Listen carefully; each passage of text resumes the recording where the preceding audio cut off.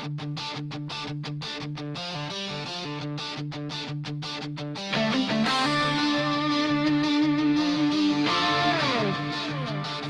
is for the ones who were raised on gasoline dreams, for the lug nuts holding tight to the wild red line scenes, for the families, the drivers, the wrench turning crews, for the chrome, the smoke, and the ones who refuse to lose. Where horsepower meets heart, yeah, that's who we are.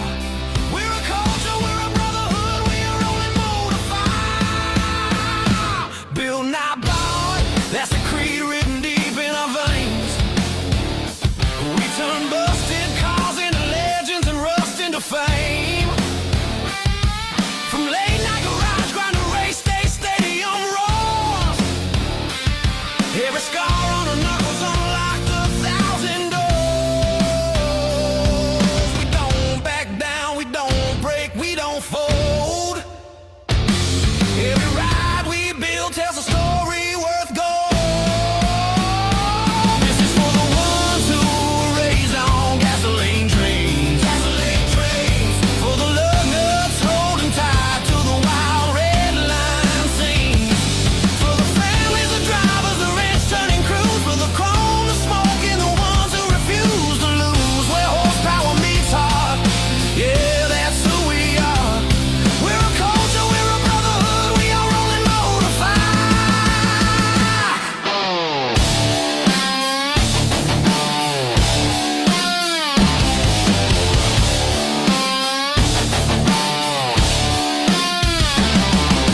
Here's to the nights when the world said slow down, but the engine said no when we stood our ground. To the ones who grew up rich and when the rest took the easy way, we found our path in the piston noise, and we'll ride it every day. Pedal to the metal, this is where we belong. Cars, trucks, monster trucks, loud and strong. Passion, pride, lug nuts, side by side. If you love what you drive, then ride, ride, ride. This is for the legends that started in dusty garages, for the kids who chase dreams through the scars and collages, for the racers who gave everything without fail, and the fans who stand proud when the engines wail. Where horsepower meets heart, yeah, this ain't a phase. It's our passion, our culture, and we'll live into the grave.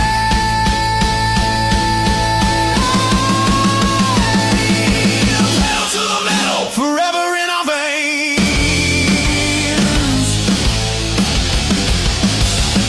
So look out, we're only getting louder from here. Nothing built strong was ever built out of fear. The road is wide open and the fire won't slow, because this isn't a hobby, this is the only life we know.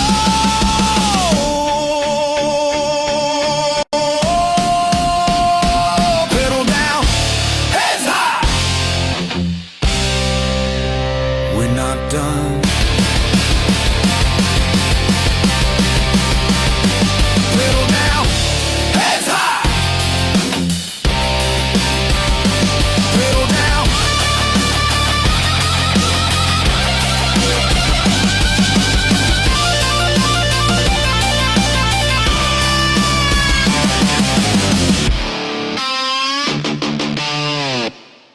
Ladies and gentlemen, start your engines. You're listening to Pedal to the Metal, Motors and Music, the show where horsepower, stories, and great music come together. From beautiful collector classics to fire-breathing race cars to the ground-shaking thunder of monster trucks, this is where the world of motors meets the power of music. So strap in tight, fire up, and grab your favorite cold drink, because a ride is about to begin. And now, here's your host, Roller.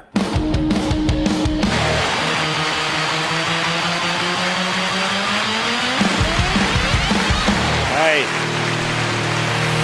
Hey, whoa. Hot mic. Hot mic. What's up, man? It's kind of, hey, man, good to see you guys. How you doing down there? The Rowdies are up front, man. The Rowdies are up front representing. Good to see you guys, man.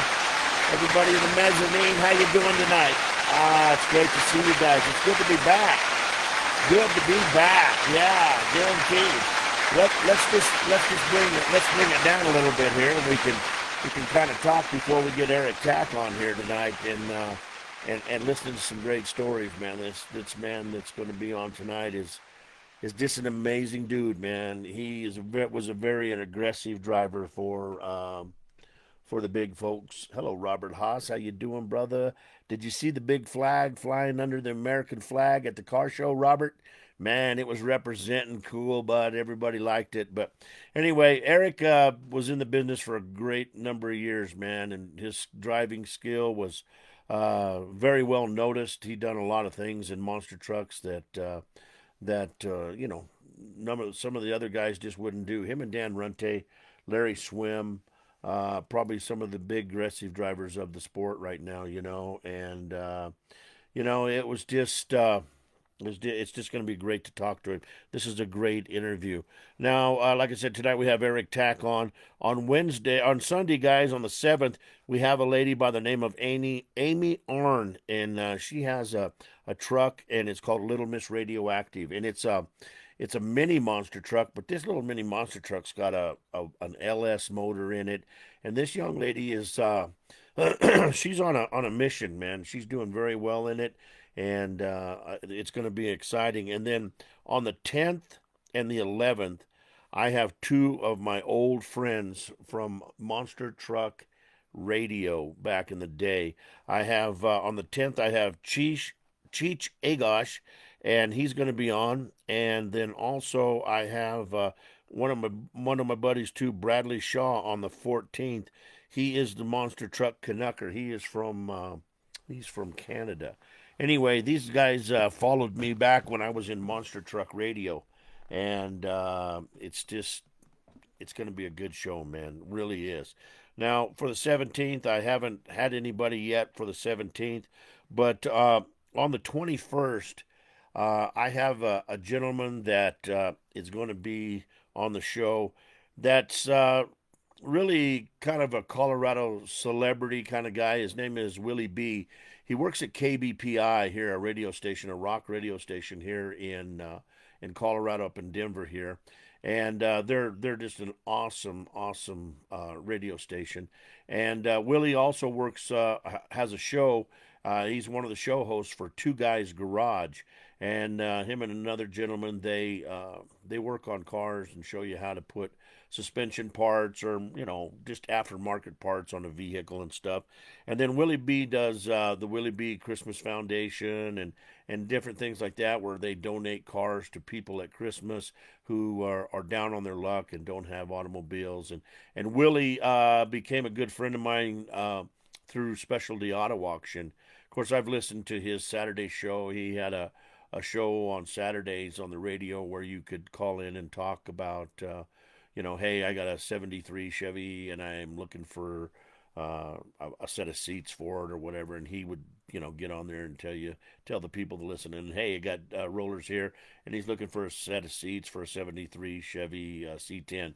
In fact, that's where I found my motors. I found both of my motors on Willie's show, and a guy up in Conifer had them, and Willie hooked me up, and we got it taken care of, and I got the motors bought, and one of them sits in Bob to this day. So that's going to be a good one, and that's on the 21st. On the 24th, we don't have anything. We don't have anything yet on the 24th, but I do have a buddy by the name of Buzz Corona, and I think I'm going to put him on the 24th. Now, Buzz helped me with the Steel City Car Show, man, and he's he's the bomb. He's my brother from another brother. Hey, what's up, Sean Green? Just sold the badass Jeep. Just sold the Volkswagen, as a spare. Wow, dude, you're Robert. You're getting down on vehicles, my brother. You're getting down on vehicles. But did you notice the big flag flying at the car show, man? The one you sent me. We had it underneath the American flag, right there beside my truck. I just wondered if you had seen it or not. But Sean Green, good to see you on here. But anyway, Buzz helped me get the promote the Steel City Car Show. He has a radio station down in Pueblo. He played all my ads for me. He showed up and he DJ'd the show, and the show was amazing. The show was amazing, a great turnout. And I'd like to thank my buddy Scott Goodnews on here. Scott come down, him and his nephew, and they just pitched in and helped do everything, man. Anything I needed, they helped out. And we had really cool cars, really cool trucks. We had some beautiful motorcycles show up. We had some awesome lowriders show up. You name it, man. My buddy Raul come down. Him and all the White Owls, they come down. Rhodey came down. The show just represented so well. It did so well that Ellie wants to have another show in the fall at the same location. So we're thinking about, and I had a lot of people tell me, you know what, Roller, just leave it like it is. Don't try to get any bigger, man. These smaller shows are a lot better. They're easy to manage, and we like them so much better because everybody was mingling and talking, and it was just really a good show. My buddy Justin Goulet, he showed up, from the Black Eyed Pea Trucks and Screwdrivers. He was there to represent. It was just amazing. Tony Janetta was down there. He was on, the show here a while back. He was there. So it was just really a good show. It really was. We lost a few, and then a few didn't show up that pre-registered, but we filled them in. We were looking. I was really worried about 30 parking 30 cars. And the last count we had 44 on the lot, and we still had a lot of spaces. If we would have parked them right, we might have been able to do 50 cars. So, you know what? If I don't have to get any bigger, that's fine with me. Ellie, the support for her was amazing. The support for the Broadway Tavern and Grill was amazing. They even ran out of food. They had to go get more food and stuff because they were so busy and stuff. So, it all that matters to me is that I got a chance to help out some friends that were courteous enough to let me hold my very first car show, and I that's all that really matters to me. I didn't make a dime. I paid for trophies and different things like that, and flyers and all kinds of stuff out of my own personal pocket. But next time I'm going to take some sponsorships. I'm going to get a little bit smarter about it. I just wanted to see how the first one went. I wasn't for sure if anybody was going to show up. And then as they started pre-registering and filling up really fast, I thought, might be okay. So I am going to do some sponsorships for trophies and different things like that, and just try to get more things happening where it doesn't cost out of my pocket. I don't care if I make money. I'm not in it to make money. I just want to throw a beautiful car show, have everybody come, get along, and everybody got along, man. It was really cool. Everybody got along and had a good time, and man, I think it was a thumbs up success. I really do. So, hey, it is what it is. Now, on the 28th, we have a lady here. She's a local hot rodder, and her dad passed away, and he had an old Ford truck, and she took this truck and she did it all herself. And Janie is just a great lady. She's going to be on, and we're going to talk to her about her time behind fixing up Floyd, and that's what she named the truck because the truck was her dad's, and she named it Floyd. She even had a tailgate piece made for it that says, excuse me, that says Floyd in the back. So it's going to be a good June already, man. And then, of course, as we get done with June, we're going to be into it pretty heavy with Buzz Corona starting it off, and we're going to be talking about the White Owls Car Club. We're also going to be having the Lady Auctioneers on. So it's already getting busy for July, man. So I'm really looking forward to July, looking forward to June. It's just going to be a fun time. So, I try to make it good for you guys. I tell you what, I went through a little withdrawals not having no show on Sunday, but I probably would have fell asleep. I probably would have just fallen asleep right here and just been on dead air, and you guys just could have listened to me snore because it was. I was a tired boy, man. I was tired. But I just want to thank all parties involved down there. My buddy Dave Pyle, he come and helped me. My son Jeffrey come and helped me. It was just a great turnout. So Steel City Car Show, I have to put that one in the books as A plus for sure, guaranteed. Well, I tell you what. Let's see here. We're going to be right back here after words from our sponsors. You're listening to Pedal to the Metal. Motors and music. Where the engines are loud and the music hits just as hard. Classic cars, hot rods, monster trucks, and the stories behind the builds. Mixed with the music that fuels the ride. From the show field to the arena floor, we bring you the horsepower and the center to match. Stick around, we got more coming your way. But first, a word from our sponsors. When your glass takes a hit, don't let it slow you down.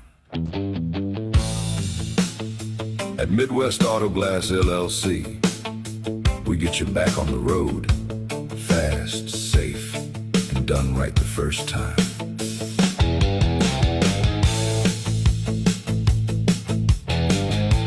From windshield replacement and window regulator repair to window tint and quick chip repair. And here's the big one.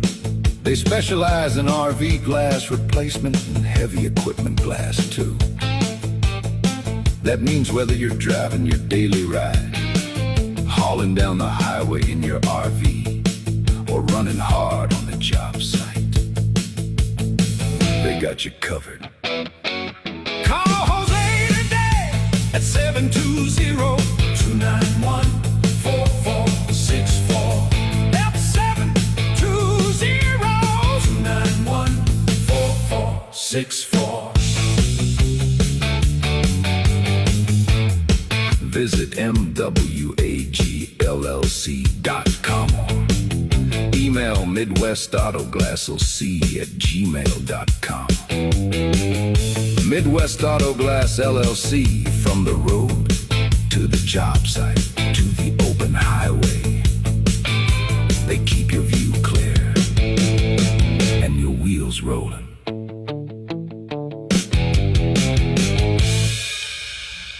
All right, I was going to play some more, but it's already 6:02, so we're going to call Eric and get him on the phone and talk to him first. It's going to be calling. It should be here in just a second, I would think.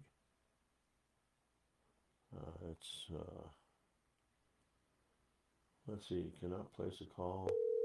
There we go. Domino's, please hold. Okay, Domino's, I sure will. Big order this time. So please hurry, sir. On our way. What's up, VT? What do you know, Jeff? You know what, dude? Just I didn't have the show on Sunday, so it's like I'm starting all over again, dude. You know how it was. If I didn't do a show every weekend, I forgot how to announce a show. So just the way it was, man. Did you have a busy day today? Oh, yeah. Fading the dirt. Well, that's all right. I mean, that's the new game. What you're doing now, huh? Yeah, it's old family stuff, old business. You've Yeah, had that. that's what I was in. Go ahead. Yeah, just a family excavating business.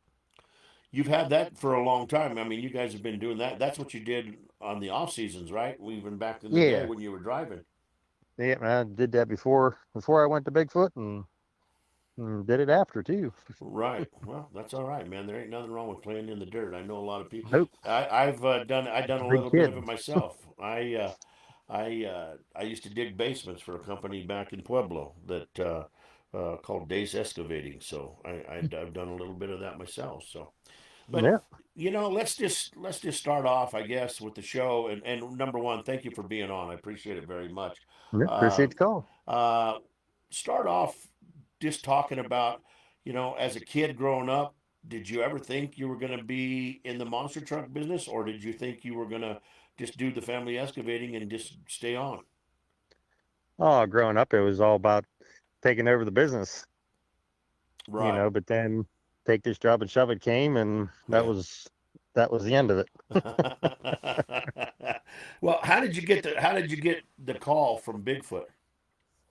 Uh, I used to race motocross, and we did a lot of stuff with, mud monsters. Then got hurt riding bike, but then I got into mud racing, and from there more or less met the guys. Uh huh. Jim was the first person I met, but then it just from there, being at the shows, mud racing and monsters and four-wheel drive jamborees. Like I said, talking to Jim, and actually I talked to Dan first Uh on, huh. I talked to him, and at the time, Bigfoot had a insurance clause. He had to be 25 to drive the rigs. Uh huh. So that put me off. And then I ran into Bob and Jim at Bloomsburg, and they said that was gone. And I put my application in Bloomsburg. And 2 weeks later, talked to Jim in Canfield, Ohio. And 10 days later, I was in St. Louis. Wow. Now, did you start out crewing for him? Is that how you started it? Yeah. So you Yeah. did a year on crewing. Is that what it was? Yeah. When I got there, Dan and Eric I think they were down in Carousel in Aruba.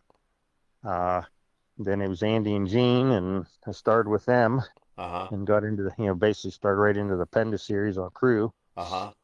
And then, like I say, about 9 months later, I was in a truck. Wow. So, What was the first truck you drove? over cars, Yeah. would have been Bigfoot 9. Bigfoot 9. How did that feel, Yeah. man? What was that like? It was a dream. I bet you so, man. I bet you so. You know, especially Yeah. number one, working for Big Blue. Number that's the big thing right there. You know, you have such awesome equipment and stuff like that. But to be sitting in there behind the wheel going, wow, this is really happening. Oh yeah, that like I say, growing up and after I saw Bigfoot and then I chased it down, and it's just like full circle. You don't really understand it until it happens, Yeah, and you exactly. still don't understand it. I still look back and go, wow. Yeah. Yeah, you know, just to sit back and say, I did that for a living for a long time because you were behind the wheel for quite a few years, right?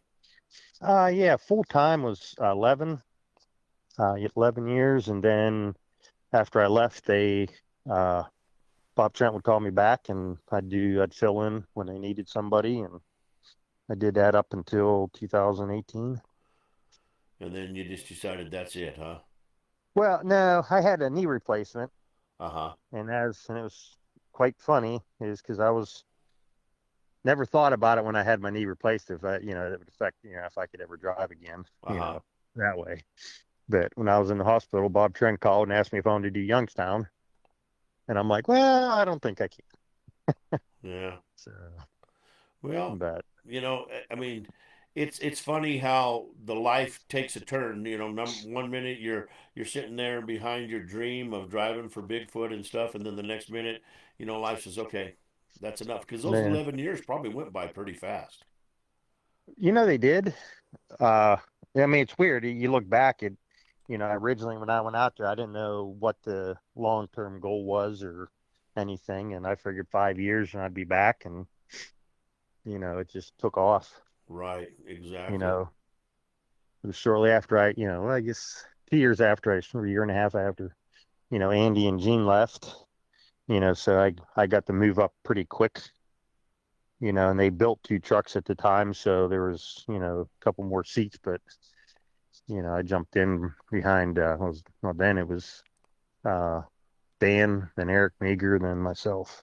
Yeah. So, So what was it like working with guys like Andy Brass and Gene and those guys? How was that?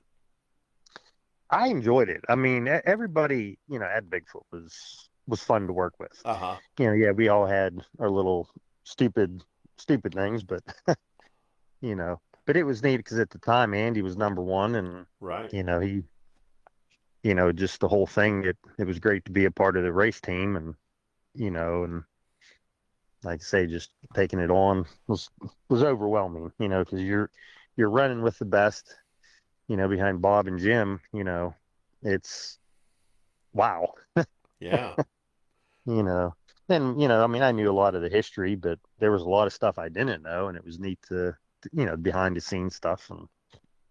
But like I say, everybody there, it didn't matter if, the driver was older or younger than you, you still learn from everything, Oh yeah. everyone.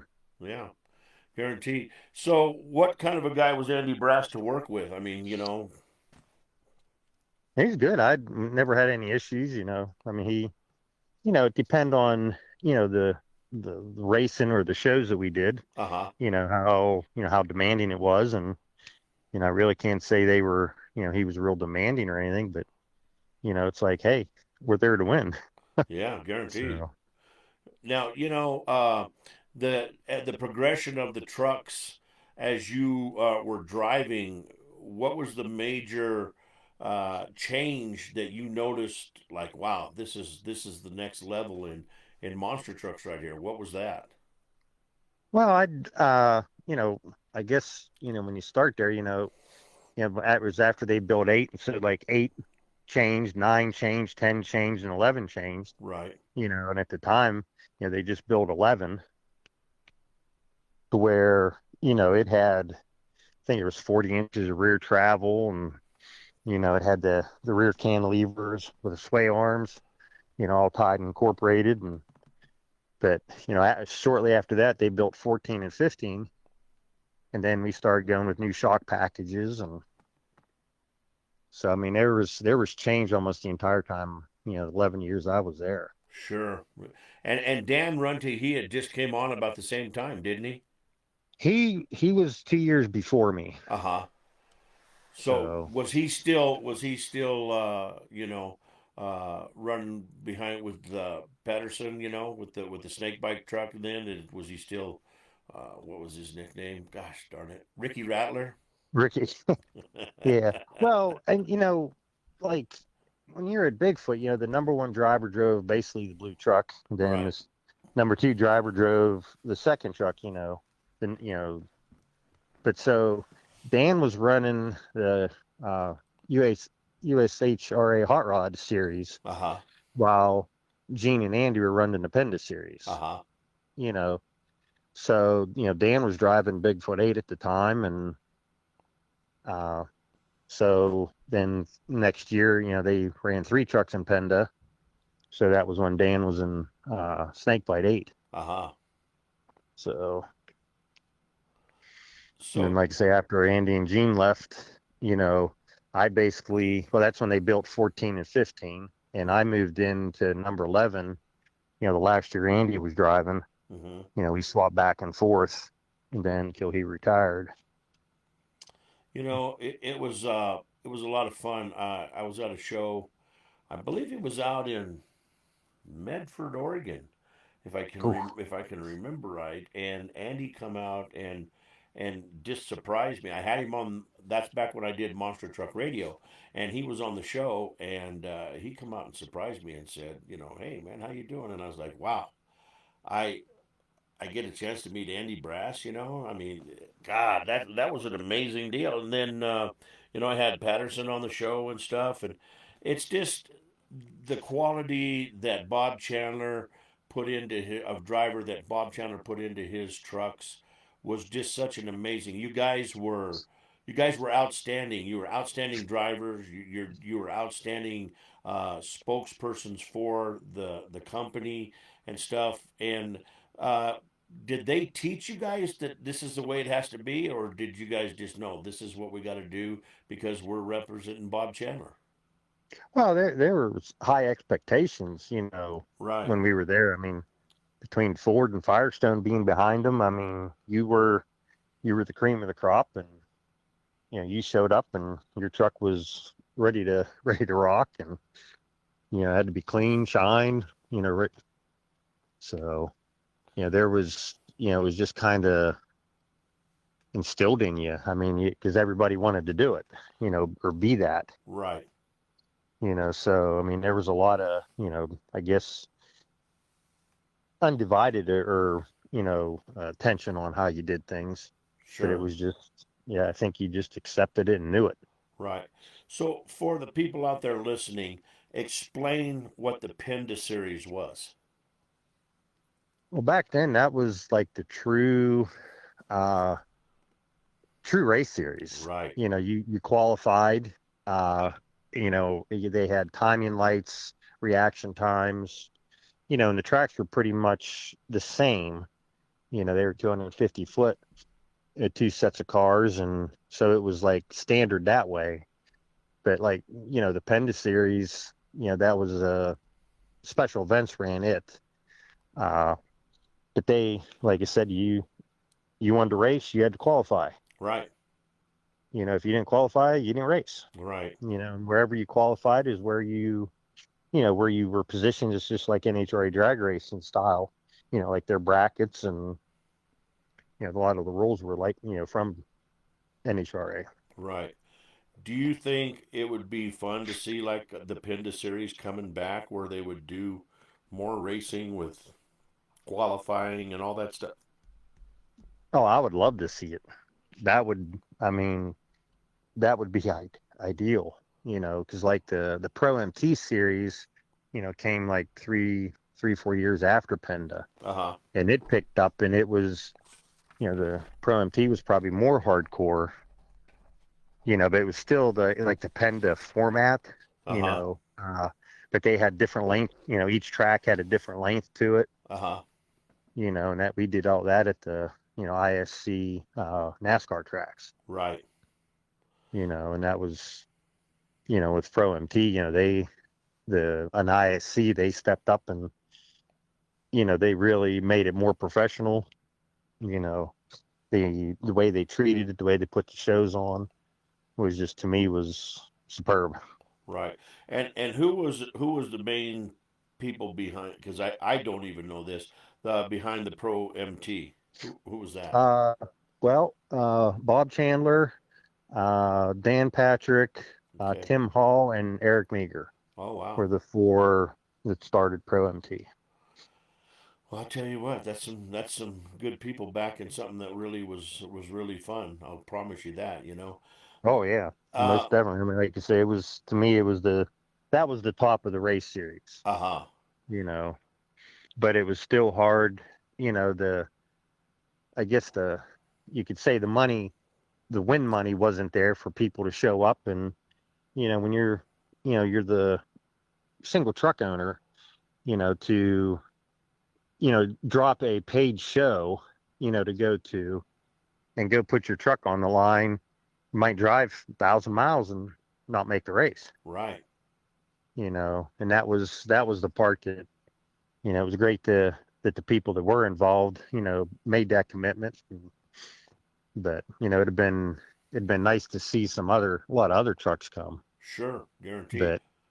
But still, I mean, it was a great thing. And at the end of the day, I guess ISC decided not to go on with it.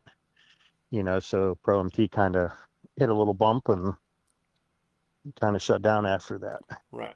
So, what do you think the reasoning was? Do you think it was the people lost the luster of the race series? Why that they did away with it, or was there another reason? Well, I don't, I'm guessing ISC did it for a financial reason. Sure. They weren't getting the thing, but like the second year uh, of the series, September 11th happened, and we never got to go back to Nazareth.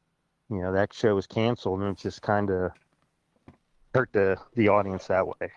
Right. So, what was it like? Was it like? Did you qualify for racing for that weekend, or was it a month-long qualification, or how did that work? No, the Pro MT stuff usually was two races, a Saturday and a Sunday, Uh huh. and you went out Saturday morning and qualified for the Saturday night race Uh huh. or Saturday afternoon, and then you did the same thing on Sunday. So basically, there was two races, in the, I guess, 3 years ISC was involved. There was 2 races at each track. So yes, you had to qualify, and for both days. So each qualification was its own separate day. Then you had to qualify for Saturday, and then you had to qualify for Sunday, or is that how it Yes, worked? correct. Wow. Yeah, So I mean, you could be on the game on Saturday, and then Sunday you might as well just go ahead and put it in the trailer. right. Yeah, I mean, and it happened. I mean, you'd have, there was a lot of trucks that broke, Yeah. that couldn't get parts and get back together for the next day. You know, uh, I don't think, that Dan and I ever missed a race Right. because of breakage. But usually when we went down there, Bob and gave us every Peace and part. every part we needed, and Yeah. we had the team behind us, and and that was the blessing, working there. They put their race forward. Right. So was there a big end of the year deal where everybody got together and this was the granddaddy of the granddaddy races? Not really. I mean, not through the Pro MT stuff. Oh, Usually, like back then, the MTRA, had their awards, yeah. their banquet, and that was kind of like the get together at the end of the year. Uh-huh. But ISC did, uh, after every event, they had a little banquet. That was it that night. Uh-huh. So, What was it like running against Runty your very first time? oh, it was fun. I bet. Nervous, Yeah, you of know. course. Of course. But like when I moved into Bigfoot number 8, Uh-huh. Dan was getting out of number 8 and going into 14. Uh-huh. So technically, the first time I ever drove in I guess the beginning of my full-time driving was in number 8, and Dan was my crew guy. Uh-huh. We were in Springfield, Missouri, and he went up with me because 14 wasn't going out till the next weekend. So Dan went with me, and that part, it was great. You learn a lot. Oh, guaranteed, because he knew the truck inside and out.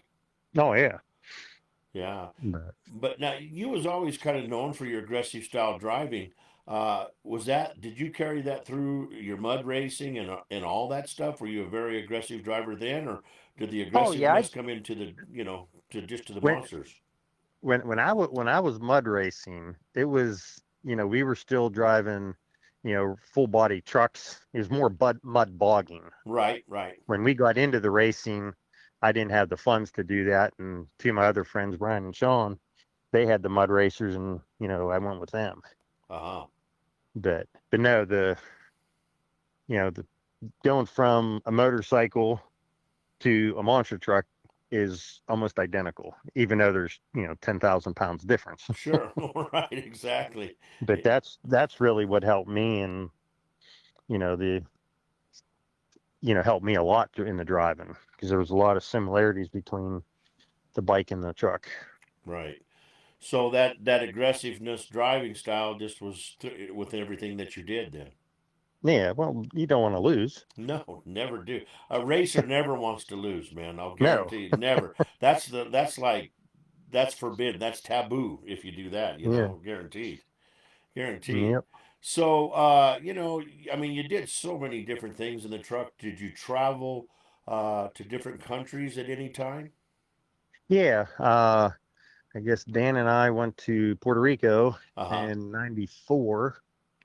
And then Dan and, well, myself and Rick Petro and Sky, we went to Aruba and Carousel in '97, and then went back in 2000. We went back to Aruba, just Dan and I. Uh-huh. So, So, how were you guys accepted by the fans over there? Did they oh, knew they about loved it. monster trucks and Oh and yeah. and they knew that Bigfoot was the king of the trucks? Oh yeah. They were, Ven Eman was the promoter, Uh-huh. and he had Bigfoot over there before. Uh-huh. Because that's what, like, when I started there, and Eric and Dan were down there. Right. So they brought him back, and because the first year that I was there, Bigfoot had 4 trucks that Uh, went down, uh-huh. and then the Hall brothers went down also. Wow. So You know, and to still see Bigfoot, the Hall brothers, and people like this still in the game, still out there producing and putting on shows. It's an amazing deal how everybody's adapted and had to recreate their trucks. yep, yep.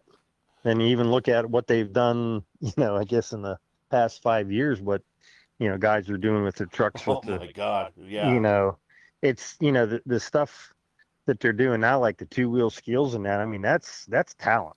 Yes. You know, I mean, it's going to sound bad, but anybody can, look at a jump and, full throttle and hit it and bonsai it, Right. and hang on. But, to be able to stop the truck and walk it and, two-wheel it, that kind of stuff, that's kind of neat. Right. Well, back in the day, you didn't have the technology. I mean, if you put a truck, whether it was Bigfoot or anything, if you put it up on its nose and tried to walk it and do all that other stuff in a two-wheel skill, you're going to blow a motor, man. You're going to lose Oh, yeah. a $40,000 motor, and that's not going to be keeping you a job very long. You know? Yeah. I mean, that was something like when I was there full time, we were doing the slap wheelies, and yeah, you could get them up and, ride it on your back wheel for, a long time, Right. you know, but it was to the point that's when they started running the pressure, you know, oil pressures and, to where I think shortly after that, Dan stopped the truck on the back bumper, Yeah. because you were able to, because it was positively putting oil into the motor, not allowing it to cavitate and blow. Right. But I Right. mean, we did down in Nashville, we did the circle track, the 3/8 oval at the fairgrounds, and you'd go into the corner and your oil pressure light would come on, going from, like say 3 to 4, turn, and they'd be like, okay, do I let off of it? Yeah. or, or you watch the motor go boom, Yeah. and it was weird to, you know, I think that was a lot of it started, and, go with the positive, pressures. Right. So, So, did you like doing shows better to where you did everything in front of the crowd and stuff, or did you like the racing more? I guess. well, I liked it all. I mean, yeah, I preferred to go racing, Uh-huh. to be fast, Right. but at the same time, in the winter months, you'd go indoors and do the indoor stuff, and it was great because you had to stop. Yeah, that's the truth. There You wasn't, know what I mean? especially in the So hockey arena. yeah, but there's times, you'd walk down the track and I'd look at the ceiling, and pick out spots. It's like, okay, well, if I see that flag, I got to let off, Right. Yeah. you know. So the entertaining side, you're still entertaining, Right. So, the indoor shows, the outdoor shows, and, if you what would show instead of a race, yeah, the indoor stuff, you still did a small race format, Yeah. but, going outdoors and letting the truck run and have room was the best. Sure. But at the same time, you had to give and take a little. You had to do the indoor shows to get to the outdoor shows. Oh, that's true. That's true. But I mean, well, you brought up Medford, with Andy. Yeah. Grants Pass, Oregon is right there. Yeah. And that's where Andy lives. Right. Or that's where he used to, I guess. Yeah. But Grants Pass, Dave Matthews, had that show. And it was the smallest venue. And that was probably the coolest small venue I've ever done. Really. You What know. was why is that? It was just the whole atmosphere. Uh-huh. And it was, Dave did a truck, basically it was a truck pulls, and then Digger and Foot would go out and do a car crush. Uh-huh. And that's all it was. Uh-huh. Usually it was, I mean, well, I did it, Dennis and I did it, I think, for 5 years, Uh-huh. And it was just, you go there, the town totally accepted you, and, like the first time I was there, I went in to check into the hotel, and it was like, oh, I asked about where I could get something to eat, and the girl behind the counter was like, well, here, you can take my car, go down the street, and it was like, better not. Yeah, man, no, you know you don't know about monster truck drivers in cars, okay? The Re- rental car stories are allegedly rental allegedly, cars. I mean, allegedly, I've yeah. heard some weird stories, but I don't know if those are true. I don't either. I'm just gonna plead the fifth, and we're just gonna go from there. And I go don't know what you speak of, Jeff. on. In other words, shut your mouth, right? I don't know. Now I will Oh, say I am so glad. It's a twofold thing. These new phones with the cameras and all that stuff. right. I'm very thankful that those phones weren't around. This is true. This is true, Eric. This But is a then, but then you look back, and it'd be like, oh, it'd be so cool to have a snapshot of just like with me and you. yeah, I look back, when was the last time I saw you, and it's like, with the phone you could have that, yeah. that you could have that time, but Where was that last time? Where I know it was it's Pittsburgh, the Pittsburgh. Pittsburgh Speedway, Danny Torgensen, and think it was either like September of 16 or 17. Yeah, it was a fun time. I mean, everything was just fun. The whole weekend was a good time. It really was. Well, until that little puff truck jump snuck up and made me do a little pirouette, a little cartwheel. Yeah, that's just the way. That's I do my own stunts. Okay, I mean Hmm. that's all there is to it. Oh man, this is what I love about this show the most is because if we all have forgotten a lot about what we did and where we did it, but there's Hmm. always somebody out there that remembers it Oh and yeah. just brings it back, and it just takes you right back to that night, that moment, and just man, it was fun times, it Oh yeah. really was. So racing with Dennis, what was it like? Was Dennis always trying to look what's next in the business, or was he just focused on being Dennis and driving Well, good? he was focused on being Dennis, and like him, he just wanted to kick our butt. He wanted to kick the Bigfoot butt, and we wanted to kick the Gravedigger butt. Yeah, exactly. Oh, it was fun running with Dennis. I mean, a lot of the digger guys. Yeah, guaranteed. Robert Parker was one. Lyle Hancock. You know, even Dennis's brother Leslie was fun. Uh, You B, know, BJ Johnson's on here and he says world famous oh Eric Tack was always fun BJ. racing against him, a true professional and a lot of fun on the road. Now, yeah, I don't know what he's talking about on the road. I don't know. I just thought we were boring guys. After the show, we went to dinner, and that was it. Yeah, well, I don't know what he'd be speaking of. I don't either. I don't. Not BJ. No, regardless. Yeah, because at that time it was BJ and Larry Swim. Oh my God. They were Oh teamed together with when he was with Paul, and yeah, we did a lot of stuff that way.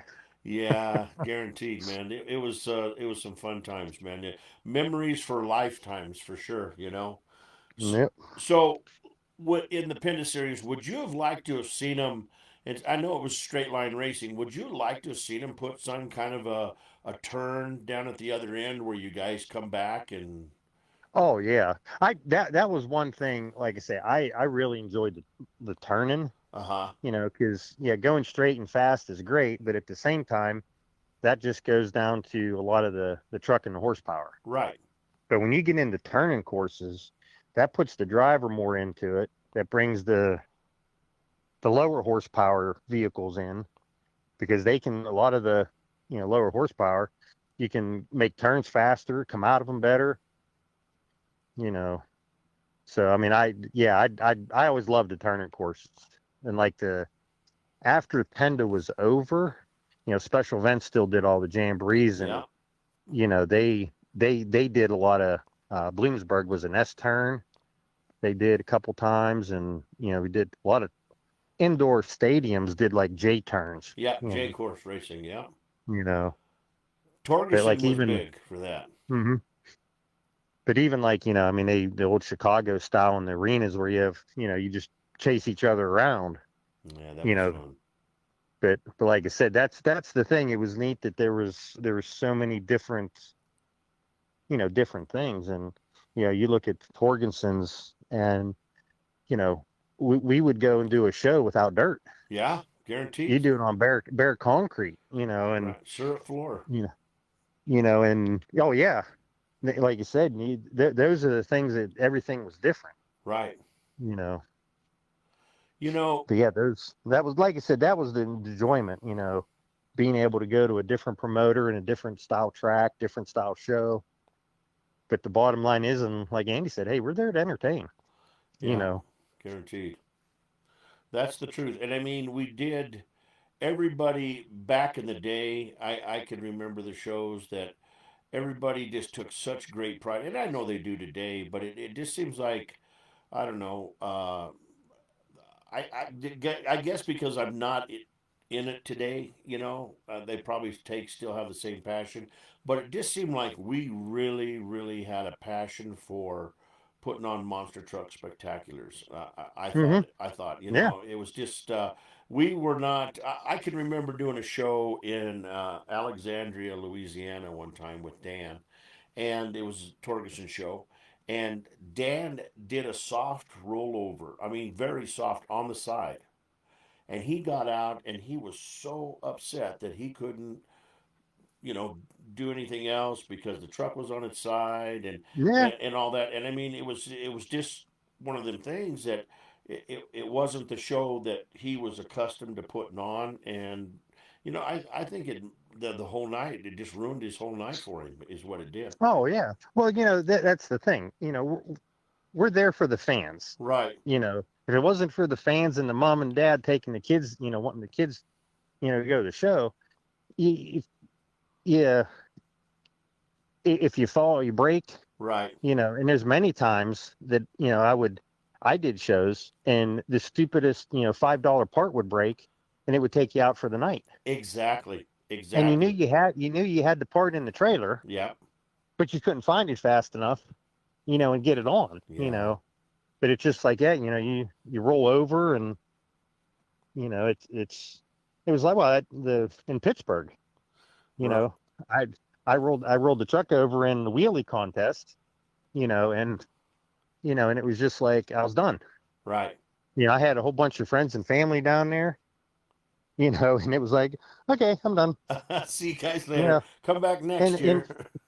it's your pride. Oh yeah. You want to go out and yeah, you want to beat everybody there, but at the same time, you want to put on a good show. And, then, you get into freestyle. It's like, oh, I'm going to do this or I want to do that. And Yeah. then you're sitting there watching, with your hands under your butt on the seat going, oh, okay. Shouldn't Standing have done that. yeah, standing next to the announcer the rest of the show. Yeah. They're so boring, those guys, those announcers, But, man. but at the same time, that also made the show. Yeah. I mean, now granted, I didn't like it, but No. when people are there to see you, it doesn't matter who you are, your truck breaks, you go to the announcer, you be part of the show, Right. you know, because at the same time, people spend a lot, hard-earned money to go to these shows these days, and it's like you show up and first pass, you're upside down and you're done for the night. Yeah, exactly. You can't go and say, hey, I'm sorry, yeah, I hope you had a good night, Yeah. you know. Meet me in the autograph line. I'll sign your flag for you. Yeah. Oh, okay. Yeah. Yay. Julie and Jim Kramer are on here. It says, Eric, talk about the plane jump you perfected. Jim Kramer says you were always committed to anything we threw at you. Yeah, we were. Funny, I just talked to Jim last night, Uh huh. and like I said, I talk to him probably monthly, but the plane jump, that was something, we did. I did Smyrna, Tennessee the year before we did the plane jump, Uh huh. and we were down there and we talked to a couple people and was like, hey, let's do this. And now, granted, we weren't thinking of the big plane jump that we did, how we did it. Right. But when we did that, Firestone was behind it. And I was in the Firestone truck at the time, I was in Bigfoot 15, which was the newest truck, Uh-huh. and Jim and I had been working on the new bypass shocks, similar to what they're running today, Right. and it was neat. Like we get down to the farm field down in Missouri bottom and do the testing for it, and I loved it. I mean, we go down the field. I think I did 13 jumps to one day, to make sure we could clear the plane, make sure we had the distance, the height, the speed. And then, we had set everything up for Bigfoot 15 with the bypasses. Uh-huh. And then, it ended up, Dan jumped first with the blue body, Right. and he still had the old style, shocks with the crossover at the top. Uh-huh. And when he hit the ramp, it threw him way in the air. That's why he went up and came down, and the front of his truck broke. Yeah. I mean, you put the two jumps side by side. Mine was a nice even arc because we figured out how the ramp was going to affect my truck. So that part, when we would go test and do things, and because even after that, Jim and I still worked on the shocks up until I left. Right. We did a show in Kansas, Dodge City, maybe. Uh-huh. And Saturday morning, Jim and I went over, and we pulled the rear shocks off the truck, I think 10 times. Uh-huh. Changed shims, changed valving, changed oil, go out, do it. I think it was Ed Beckley's show. Yeah, 'cause he did a lot of them in Dodge City. Yeah. To where, those were the things that the time I look back that me and Jim spent on shocks and changing things. And, and I know Dan drove it a couple times and he didn't like it. Uh-huh. But then we did the Charlie's Angel full throttle, and it was set up just to be one Bigfoot truck. Well, then the show wanted 2 trucks. So that brought me in. Well, the way the logistics of the show and the bodies went, basically the full throttle body was on my truck, and me and Jim left. I did Champaign, Illinois, Saturday night. Uh-huh. I left Saturday night, went back to the shop. All the mechanics were there waiting for me to get back from the show. And like 1 o'clock in the morning, we put the body on, and me and Jim left like 2 hours later before sunup. And we went to, up to California to do the shoot, and we met Dan out there. Uh-huh. But then when we got out there, Dan drove my truck, I drove his. And after, doing the show, what we did for the movie, he's like, okay. He went back, and Brian Bertoletti was with him, and they went back and they built a second set of shocks, and then Dan started running the new shocks. And it's just amazing the way you look at them today. And then we tried crossovers with air springs. We tried all kinds of things, and yeah, I took a few good hits. A few stingers here and there. But it was like we knew how or what we had to, what kind of jump to simulate to make the shocks work. Sure. So you weren't out bonsaiing a set of cars. You could go out and just burp it, and, like a car crush style hit, and you could tell that, oh, wait a minute, hey, let's try this. Right. And that's what we would do. And we'd come up with a plan, and we'd try a set, and I'd go out and we tried. If I didn't like it at a show, we change it. Right. Right. So, Eric, what was it like to work with the second driver to ever pilot a Bigfoot truck? I mean, the man was an awesome driver, but he was really into the technology of making it better all the time and stuff. Talk a little bit about working with Jim Kramer. Oh, he was the pioneer. Right. It was one of those things. And that was the thing. He came up with different ideas. He'd listen to other people, talk and explain. And, that was one thing, like when Andy was there, Andy was, the top driver, and they tried different stuff with his truck, Uh-huh. And it progressed.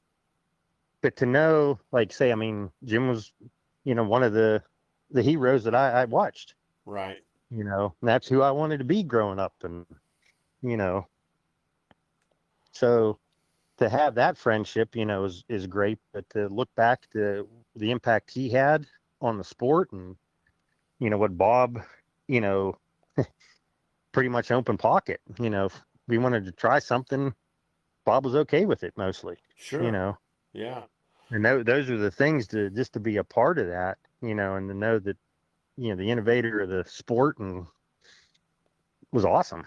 Right. You know, Jim and Julie came through here on vacation, and I was so honored because they took time out of their busy trip to go have breakfast with me one morning. And a friend of mine, Hmm. I asked Jim, I said, "Would you mind if I bring a friend?" You know, Yep. and he's never going to say no, whether he Yep. did Nope. mind or didn't mind. But this guy was one of the biggest Bigfoot fans out there, and he even named his auction company after Bigfoot. And to this day, every time I see this guy, he's like, "Roller, man, I cannot thank you enough." I was like, "Dude, you've thanked me 5 million times." And he said, "But I just got a chance to meet my living legend that I just adored watching Hmm. as a kid, and he had that effect on a lot of people.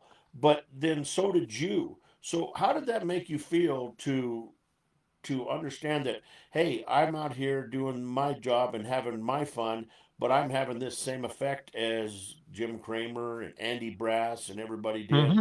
on the fans. I have my own fans." Yeah. And there's times that's overwhelming, Right. and there's times you don't know how to really deal with it. Right. And Jim was one, like we'd do a show or something, and, the next Sunday morning or whatever, we'd be at IHOP or something getting breakfast, and there'd be a fan or a kid that Yeah. had a Bigfoot shirt on. Right. He'd get up and walk right over and sit down and talk with them, Yeah. you know. And to know how certain fans, you touch and what it means to them, Yeah. you know. And as I say that, I got to give a shout out to my buddy Jared Aldridge. You know, he was, Debbie and brought Jared into the Bigfoot group, through Make a Wish, Uh huh. and he's like family now. I Right. talk to him all the time. Well, that's cool You though. know, and when we did this, I called his sister to give all the, hey, I want to, let him listen. Yeah. You know, but I mean, like last year when we were out I went out to Bigfoot's 50th anniversary open house. Right. There were people there that would come up to you in awe, and it's like, oh my God, you're here, you know, and they would pull pictures out, from back in the 90s, and and it's just like, wow, it makes you feel humble and know that you did touch people, and you know, and that was the thing, you know, in the Bigfoot group, you wanted to be the number one Bigfoot driver, Guaranteed. you know. So, in that case, whenever I was there, Dan was the number one. He was the target. Right. So hey, I enjoy beating everyone, but you'd rather beat your teammate than Dennis or Tom, or you know. So it's one of those things that, you look back, and you do touch a lot of people. The fans are everything. Yeah. Good. Well, You without know. the fans, we wouldn't be doing what we were doing, right? Yeah. I mean, I got a lot of great friends that I met through the truck, and Scott White's another one that out in Bloomsburg. Uh huh. You know, he was a fan, but he hung around, he talked, and basically became part of Bigfoot. Right. And you look back, and I mean, there's so many. I mean, I could list off 100 names of people, that meant something, and I mean, you could look at that. I mean, Ryan and Adam, they were 4 or 5 years old out in California running around, Uh huh. you know, and now look, it's kind of neat that the second and third generations are driving the trucks. Yeah. Guaranteed. Now granted, I was young, and I always looked up to I'd say the older people, Well, now I am the older person. Yeah, yeah. This how the times of sand do turn, or whatever it is. You're Hmm. exactly right, man. It's exactly the way it is. But you know, what did it feel like to know that you had such a good team? You were getting all the exposure. It was your name out there, but the guys back home building the trucks were the ones that allowed you to get that fame. What did it make you feel like to have such an amazing team that really never got the big notoriety in the shows? Like Well, that. I'm glad you said that because it wasn't, the driver needs a truck, the truck needs a driver, Yep, but the truck and driver need a team and the guaranteed. mechanic. Yep. You know, Roy, Roy Hoosier, Jay Diekman, Ken Kelling, Gary Saline, John Peterson, Brian Bertoletti, Bill Bufka. Then I don't know how many body men we had. Yeah. But it was to know that going to sound bad. I could tear a truck up and go back, and they would step up. They would do their job above and beyond, and they would turn around and give you the same piece of equipment that you just tore up back, Yeah. and sometimes maybe even in better shape, better ways. Right. You know, but no, I mean they the guys in the shop at Bigfoot, even any team that has just strict shop guys, you know, it's just to know that you had that behind you. Yeah. It made, and that was probably the thing that set the Bigfoot team apart. We didn't have that stress. Right. We didn't have the stress of the owner operator. Oh my God, if I go out and tear a motor up, or I rip the rear end out, and I got to, or tear a body up, I roll it over. You know, not saying that the Bigfoot guys would just go out and tear stuff up, No. but it did happen. Sure. You know, I mean, there's Jim rolled over on the flag lap. Yeah. So, I mean, I'm not, it's just one of those things. It's like, I mean, look what I did in Pittsburgh. I rolled it over, on a wheelie run, Yeah. and I didn't get to do racing, freestyle, nothing. Right. And it not, I kind of take blame because I didn't walk the track and realize that they put uh, a puff truck jump out there, Yeah. you know. That's the truth. So, but it's one of those things, you don't want to spend money. You don't, I don't think any of the Bigfoot drivers went out and purposely, No. No. tore something up just No. because they wanted to, That's right. Yeah. Well, you knew that when you got the truck back from the shop, that when you got in it, it was 100% ready to go. I mean, you Oh knew yeah. that there was nothing that I mean, you could drive and feel comfortable, and back then they did it all the paint and body, all the graphics and stuff by Oh hand. yeah. There was no Mm-hmm. wraps. Yep. That was a major chore right there. Just trying to get that all done. Say a truck gets wrecked over one weekend Mm-hmm. and it has to be at another show the next weekend, and you got to do a complete graphic on the side of one of these trucks. That was an Yep. amazing feat. Mm-hmm. And that was the other part of that was like with Bigfoot, they got to a point where like after Bigfoot 10, they started standardizing all the mounts, all the Right, bodies. right, So hey, if something happens, you can take his body off and put it on.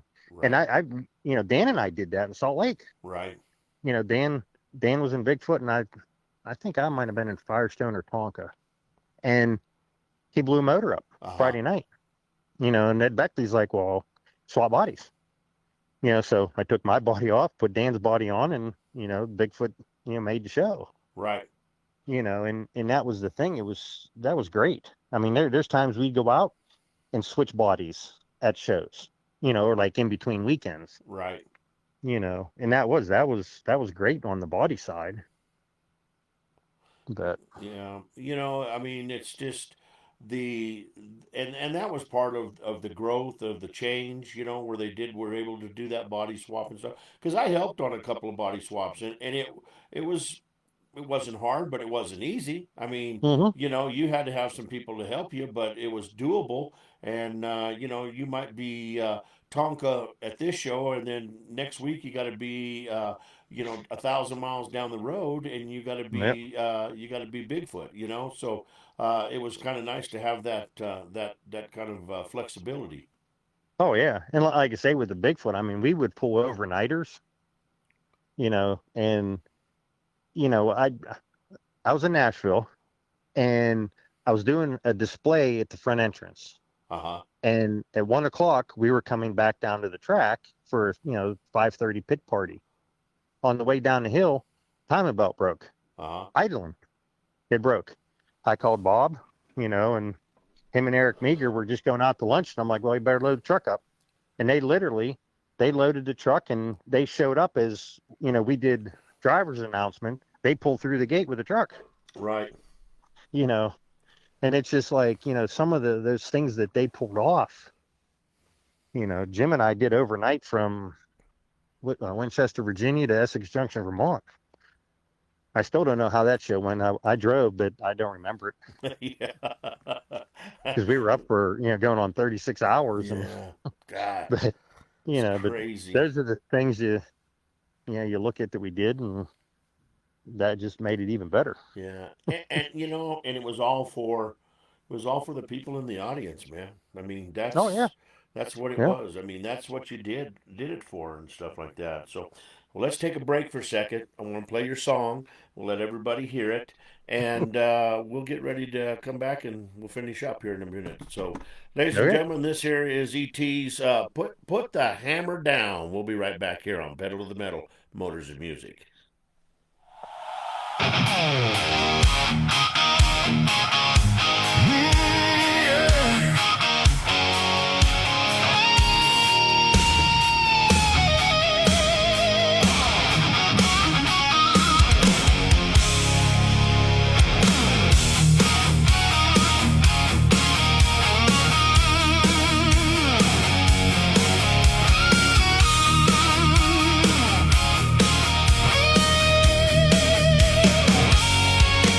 From Butler, Pennsylvania, Eric Tack had a dream.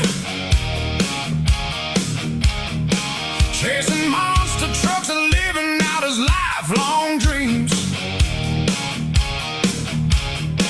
Had to be taught first, then he learned the trade. Learning every life's lesson, every mile along the way. From the shop floor to the spotlight, he earned his name in time. Behind the wheel of Big Wherever it says Bigfoot, he crossed 1,000 lines. Snake bite, Wildfoot, and Blue Ovel, thunder through the years. A hard-running man called E.T. built a legend out here. Hey, E.T., put the hammer down. Let that Ford start shaking the ground. Crowd on their feet, hear the engine scream. Living the life he used to dream. Hey, E.T., let the big tires fly under those Friday night lights in the sky. From Butler Town to the Bigfoot team, everybody knows E.T.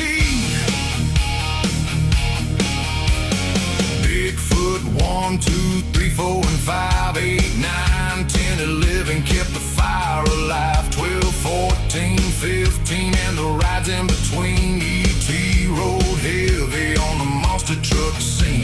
Tonka yellow, Firestone red, Jurassic Park with a dinosaur head. Mac Tool, Centennial flag flying proud. E.T. brought thunder to every crowd. Hey, E.T., put the hammer down. Let that Ford start shaking the ground. Crowd on their feet,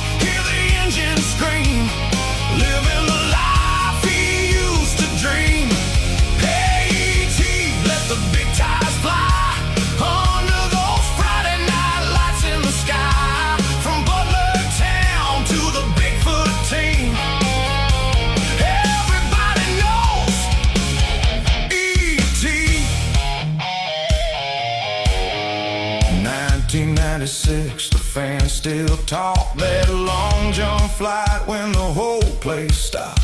Same year the cameras caught him rolling through in Joe Diffie's pickup man video. Then came 99, that jet plane run, Firestone wilderness underneath the sun. Bigfoot 15 cleared that airplane high. E.T. went sailing through a Tennessee sky. Pro MT champion, driver of the year, sportsman respect from the folks out here. Monster Nationals hard-earned fame. E.T. left his tracks on the Bigfoot name. Vegas lights and the T-Rex roar. Jurassic Park came through the door. Not by luck and not by chance, just a blue-collar driver giving all he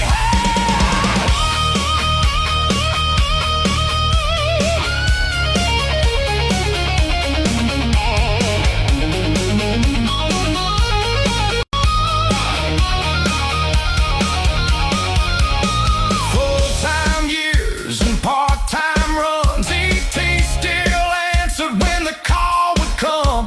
Thousands of fans, handshakes and miles, wearing that Bigfoot name with pride. The trucks may change and the years roll by, but legends like that never really die. Every footprint left in the dirt remains. E.T. still riding through the veins. Hey, E.T., put the hammer down. Let that Ford start shaking the ground. Crowd on their feet, hear the engine scream. Living the life he used to dream. Hey, E.T., let the big tires fly under those Friday night lights in the sky. From Butler Town to the Bigfoot team, everybody knows E.T.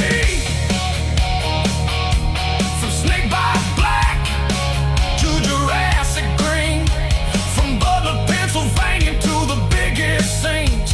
One thing's certain, wherever he's been, he'll always be E.T. to his friends. E.T.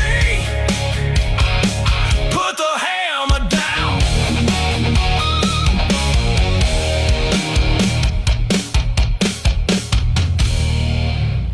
There you go. E.T. put the hammer down, man. That's Pretty cool. well, I enjoy doing all these songs, but the one that I probably enjoy doing the most because it was so critiqued to perfection was Jim Cramer's song. And Yeah. I just because Jim has a little bit of that musical background, and dude, it was fun. I really really enjoyed it. So now you're in this. As soon as I've got every monster truck driver that's been in. I made a song for him, and I have this folder that has all the driver songs in it. And one day I'll just make an album out or put something together on a thumb drive, and I'm going to send it to each one of you guys. But you're in the Rollers album of fame now, my brother. You've waited your whole life for that, haven't you? I did. I And appreciate you reaching out. oh, dude, I tell you what, man, I just appreciate the camaraderie, the friendship over the years, man. And it's just like any of the other drivers. We might have, the last time you and I talked was maybe at that show in Pennsylvania. I'm not Mhm. sure. But here we are, and we just kind of like pick back up and talking again, man. It's just, It's like it was yesterday. yeah, exactly. And really, in my short world, it was yesterday. Yep. But no, so what was your favorite truck to pilot? Probably 15 because I did the most with it, Uh-huh. but I mean, just to be able to drive even like number one, you know, Right. you know, to be able to like when I was there, I drove everything that was there, the fast tracks. You forgot about the fast tracks. I Uh-huh. didn't take it over cars, but you still drove it. Right. But yeah, probably like number 8 was cool. Number 4, I watched that number 4 and 8 the most. on TV, but I'd say 15 probably the favorite one. Uh-huh. So you brought up an interesting one with fast tracks. What was it like to pilot fast tracks? I mean, and for first of all, I'm going to just let you explain what fast tracks is because we have people in here that doesn't understand what fast tracks was. So first of all, tell them what fast tracks was, and then explain to it what it was like driving fast tracks. Well, the fast tracks, like I say, it was a tank that they cut down and put two Ford motors in it, and it was basically taking a fast bulldozer over a set of cars. It was fast. It But was. you know, like I said, I mean, when I started there, fast tracks was slowing down, and it probably only went maybe 10 times, Uh-huh. you know, since when I was there. But like I say, that was a one I enjoyed driving around and doing parade with it, but I don't know if I really wanted to take it over cars or jump it over cars, I should say. Right. It more or less it just chewed stuff up. I mean, it did catch a little air and stuff, but it just disintegrated. It was like as a promoter trying to have to use the same cars again for tomorrow. It was a little tough, man. Yeah, the There trucks you could. did a number on them. The fast tracks even did more. Oh, it was terrible, but thank God we had the big old boats back in the day and stuff. So they were a little stronger, but man, fast tracks would just eat them up. It really would, Yep. guaranteed. So Eric, I know that you would probably love to get back in the seat again behind the wheel and do something. What would you like to? Where would you like to do that at? If they come to you today and said, "Hey, we want you to make a reunion tour. You get to pick where you want to go." Where would that be? Oh, I anywhere really, just to get back in the truck and play again. Yeah. I guess probably. I mean, Pontiac was probably my favorite indoor building, big stadium. But I got to do Three Rivers before they tore it down in Pittsburgh. Right. So even doing probably hometown, you know, I'd love to do LA Coliseum. Yeah. That's one that I never got to do, but I always wanted to. Right. Right. We have a lady on here by the name of Carter Chiffon, and Carter wants to know what's the highest you jumped. Was that over the airplane jumps then, probably? Yeah, probably. How I mean, high? we tested jumping a semi indoors.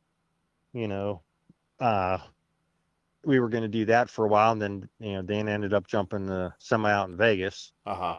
Uh, but yeah, probably I don't know. I'm guessing we were 14, 15 feet to the bottom of the tires. So that's I don't that's know. some air. That's some big air. Oh no, we were probably more than that. Yeah, I don't know. I really don't know what the final number was. What the bottom of the tires were at. Uh huh.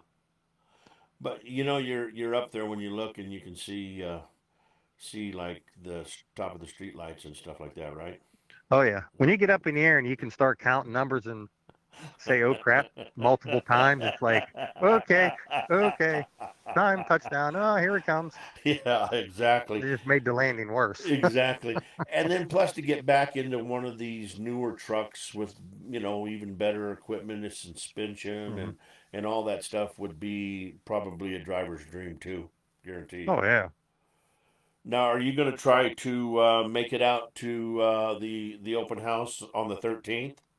Nah, I'm not gonna be able to make it this year. Uh-huh. So maybe next year we'll plan. Uh-huh. Well, I plan on trying to get out there myself if I can. I want to check it out one year and just to see everybody. It's just real tragedy that, of course, we lost our buddy Dan. He was like a brother Yeah, to everybody, man. It there it just was, little he, buddy. little buddy. That's exactly it. And he always used to tell me, I've been shocked a couple times, but I've never been scared.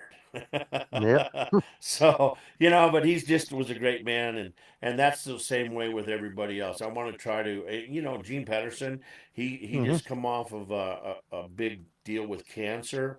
I want to Yep. try to get him on the show. I want to try to get Andy on the show if I can.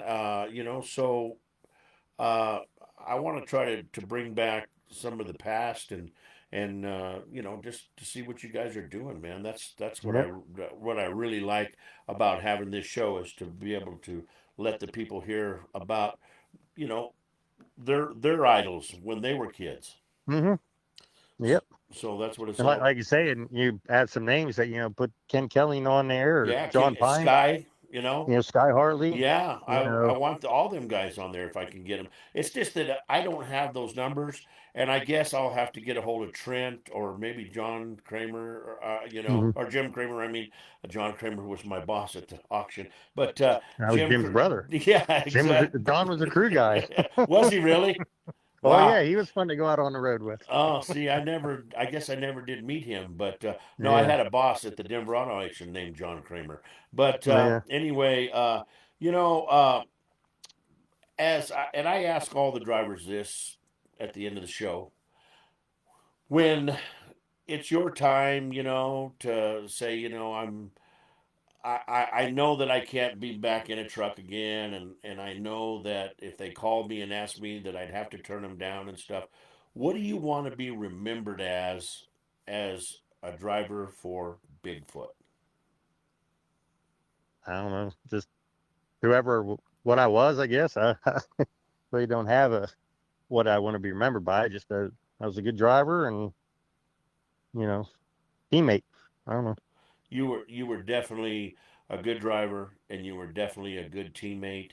And as an announcer, I could always count on Bigfoot to put on a good last finale, whatever we needed. We'd come to you guys and say, "Hey, this One show's more, this one more yeah, hit, one more hit, please. The just show one more. this show was lagging, and we need one more spectacular out of you guys." And you were there, man. You made it happen, and I just thank you from the events that I worked with all you guys at.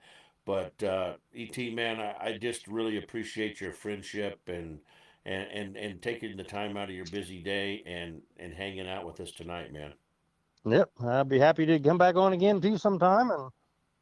And it'd be like I said, it was enjoying, brought back a lot of memories, a lot of fun times, and you know, just it was all good.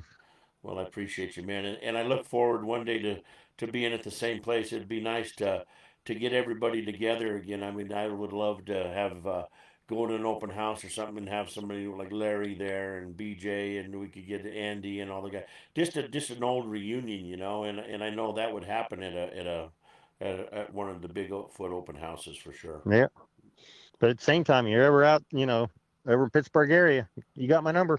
I do, buddy. I do, and you've got mine if I can do anything Yes, for sir. you out here. So, thank you very much for your time tonight. I know it's late out there, and you gotta get to work tomorrow. So, you have a good night, and we'll talk soon. Okay? All right, appreciate it. Thanks, Jeff. All right. Bye bye. All right. All right. See you later. All right, guys.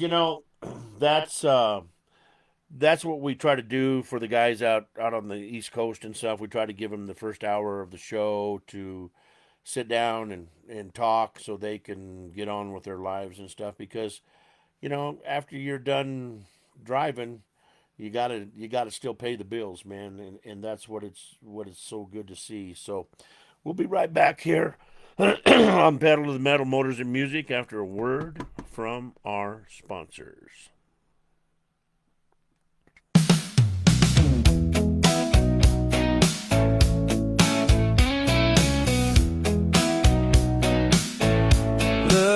Let's take a look at our new partner, 6'9" graphics and design. A small design and marketing company, big on personalized surveys. They work closely with you to get your business noticed with graphics that stand out and grab attention. 6'9" graphics, specializes in stickers, decals, and graphics for your hot rods, custom projects, so business marketing. They also offer logo design, brochure signs, business cards, banners, custom apparel, vehicle graphics, and much more. Remember, that's 69 Graphics and Design. Visit 69design.com or find them on Instagram at 69design.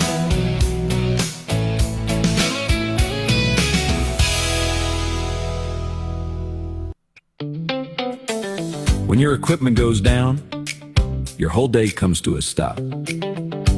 That's where Garner Repair comes in. Owned and operated by Austin Garner, Garner Repair brings professional, reliable mobile equipment repair right to you. No hauling, no waiting, no wasted time. From engine repair to hydraulic systems to electrical diagnostics and full preventative maintenance, Garner Repair keeps your equipment running strong. Whether you're on a job site, a ranch, or out in the field, Austin shows up ready to get the job done right the first time. Fast response, honest work, dependable service you can trust. Call 303-588. 7940. That's 303-588. 7940. Or email garnerrepair@gmail.com. Garner Repair, keeping your equipment moving so you can keep moving forward.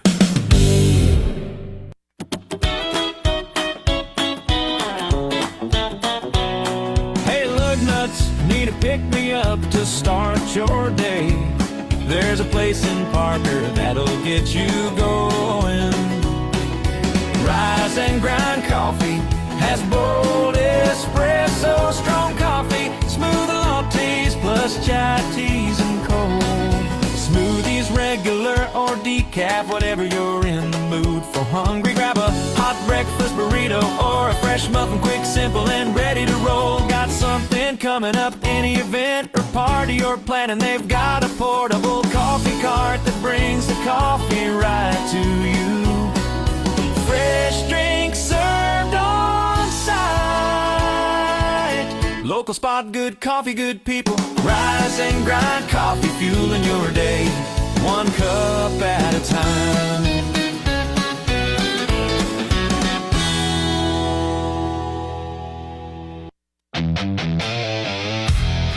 And now, we return to pedal to the metal.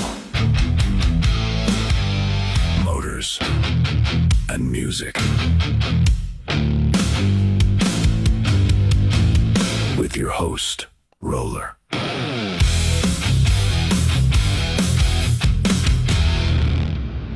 All right, we're back. We're back. Hey, guys, make sure you tune in to talk to and listen to my buddy Texas Rich at C10 America. He's got a great show, and they go Monday through Friday. Yeah, he's working on the magazine right now, so he didn't do a live today. But make sure you tune in to his shows if you can, 9 o'clock in the morning. That's Central Time. And he runs about an hour, but he's got a great show. So make sure you tune in and listen to Texas Rich. That's right. Well, you know, like I said, we didn't have a show Sunday, so I kind of went through some withdrawals. But I've had some time here to work on a couple of songs and different things like that. So let's just play a little music, man. Kick back and just relax here for a minute. I appreciate you guys tuning in again tonight. And last night, I really appreciate Eric Tack being on the show. It was good to see Jim Kramer and Julie Kramer on there. I know they're big fans of their drivers. They support their drivers still to this day, and you know, it's such a tight group there at Bigfoot. So. And I got to admit it, guys. I just got to admit it, man.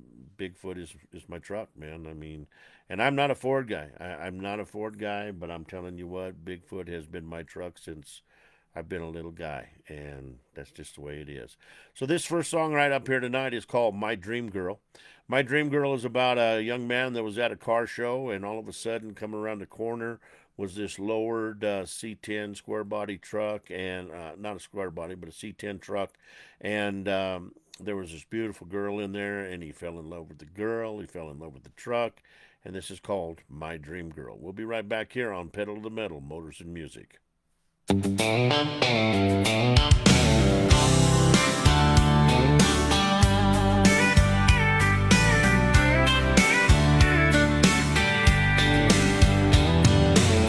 Friday night, sun sinking low.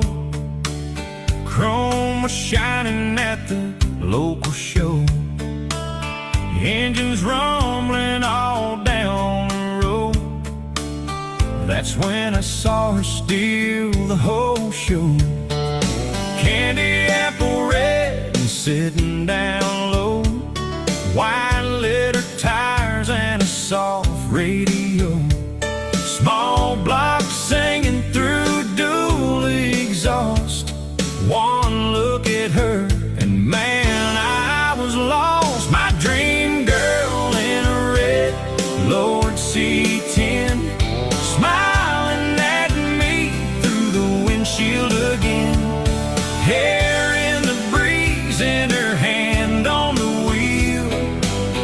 Lord, she looked too good to be real. She don't need diamonds, she don't need a limousine. She's happiest cruising in an old Chevrolet machine. Every time that truck comes rolling in, there goes my heart again. My dream girl in a red Lord C10.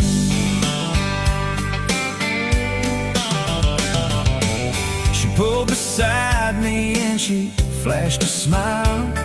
We talked about trucks for a little while.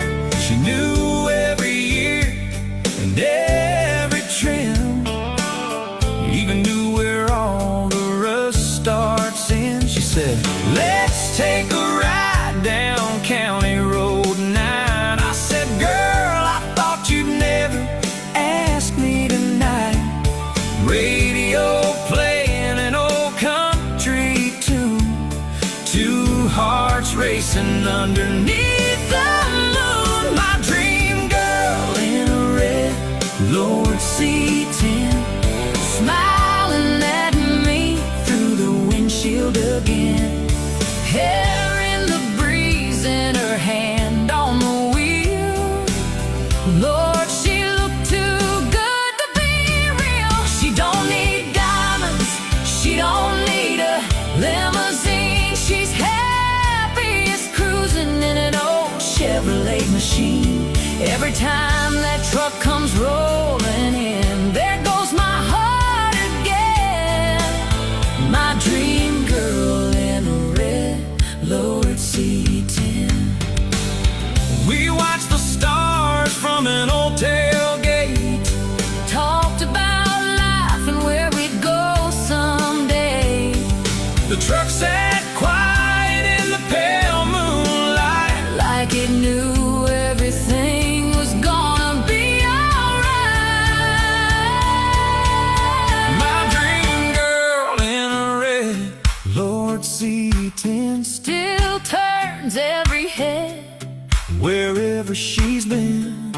Years may pass, but one thing remains, that red old Chevy and her driving me insane. She found a parking spot right next to my heart, and I knew right then we'd never be apart. Lord, I'd do it all again for my dream girl in a red Lord C10. Yeah, that candy red Chevrolet brought my dream girl my way. My dream girl in a red Lord C10.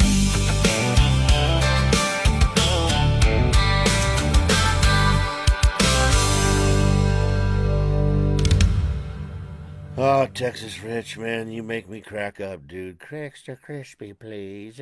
Extra crispy. Oh, man. Carter, I don't know. I don't know. It's not just yours, Carter Chiffon. I don't think. Hey, Rich, how does the sound to you? Maybe it's me. I don't know. Does it sound okay, Rich? We'll get an answer from him here in just a minute, but I don't know why. I mean, because Debbie, you and Carter are so far away. I could see one of you having problems, but both of you, I think it might be Roller's net. No, Roller don't have his own internet. I'll promise you that right now. Uh, but I don't know. We'll get an answer here from Texas Rich in just a minute. Let me see if there's anything I can do to adjust anything here. I don't know what it would be, but Rich says it's okay. He's having no problems, no issues. So I don't know. I really don't know. You know, you girls might try to log off and log back in, or just put up with it because we'll be here. We're not going anywhere for a little bit. So if you want to log off and log back in, you're more than welcome to do that. We're just going to play our next song right here. This next song, ladies and gentlemen, is called They Won't Let My Square Body Play. What this is about a man that secretly built a truck to compete in the Craftsman Truck Series in NASCAR. And he, maybe we're not holding our mouth right. Why is it's Wi-Fi for me? Oh, okay. But anyway, he tried to get a hold of NASCAR and say, hey, I got a truck that'll probably not only compete, but it'll probably beat your trucks in the Craftsman Truck Series. But they always had some kind of an excuse. So this is called They Won't Let My Square Body Play. I've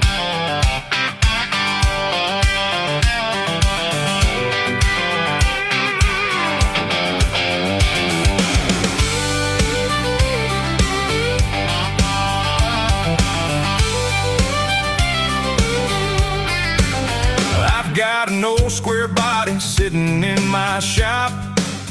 Been building her for years and I still ain't gonna stop. Every nut and bolt has a purpose and a plan, built by a Chevrolet loving working man. A race-tuned suspension and a lowered stance, built for the corners, not a show and shine dance. Under that hood is a small block Chevrolet, and I swear she'd run with the best today. I've sent letters to NASCAR time and again, telling them this truck was born to win. They send a thank you and a polite reply, then another reason why I can't qualify. I've watched the Truck Series every Friday night, thinking my old Chevy could hold her own just right against every Silverado lined up in the field. This old square body's got nothing to yield. They won't let my square body play, keep sending this country boy away. I begged and pleaded, called every day, but they won't let my square body play. Let me roll into Bristol and show them what I mean, or take a lap at Martinsville and see what she's seen. One green flag is all it'll take to prove this old Chevy ain't no mistake. My buddies laugh when I start saying this old truck belongs where the pros are racing, but they ain't felt what I felt behind the wheel. I heard that Chevrolet power scream. I got set up sheets and tire notes too, every adjustment written down and true. I spent enough nights under these shop lights to know this truck was built to fight. Now, I ain't saying I'd win it all, but I'd answer every driver first call, let those Fords and Silverados line up tight and turn this old Chevy loose tonight. I've spent years getting her track day right, dialed her in for every left-hand flight. Hey, give me one green flag and you'll see this old square body belongs in the truck series.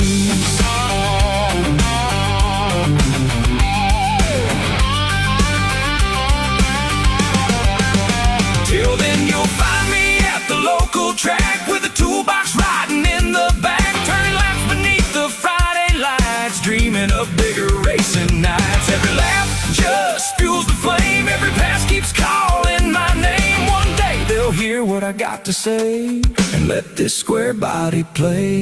They won't let my square body play. Keep sending this country boy away. I begged and pleaded, called every day, but they won't let my square body play. Let me roll into Bristol and show them what I mean, or take a lap at Martinsville and see what she's seen. One green flag is all it'll take to prove this old Chevy ain't no mistake.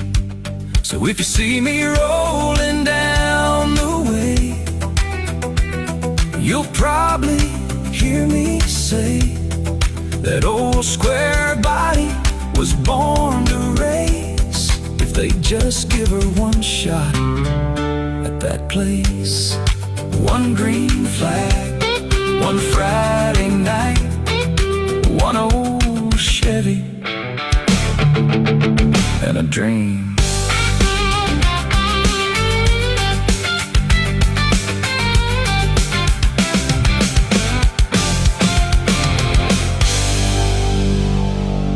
They won't let my square body play. Right here on Pedal to the Metal Motors and Music. Hey, Carter, I tell you the best thing to do, because the next few weekends I am pretty full up as far as doing different things, different wear. I got car shows in the morning. I got dinners at night.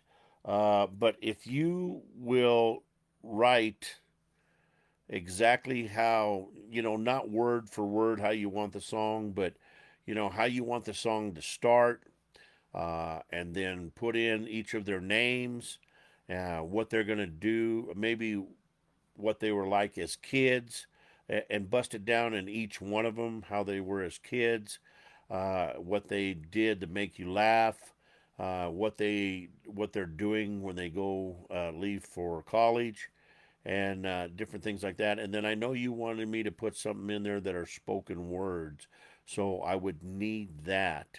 And then I need the genre of what you wanted, whether you want it in hip hop, whether you want it in country. So that's going to be up to you. So basically, I'm going to have you do that anyway, because I need that kind of information to make the song. So if you can do that, and then all you have to do is either text it to me or you can email it to me, and that way I have it.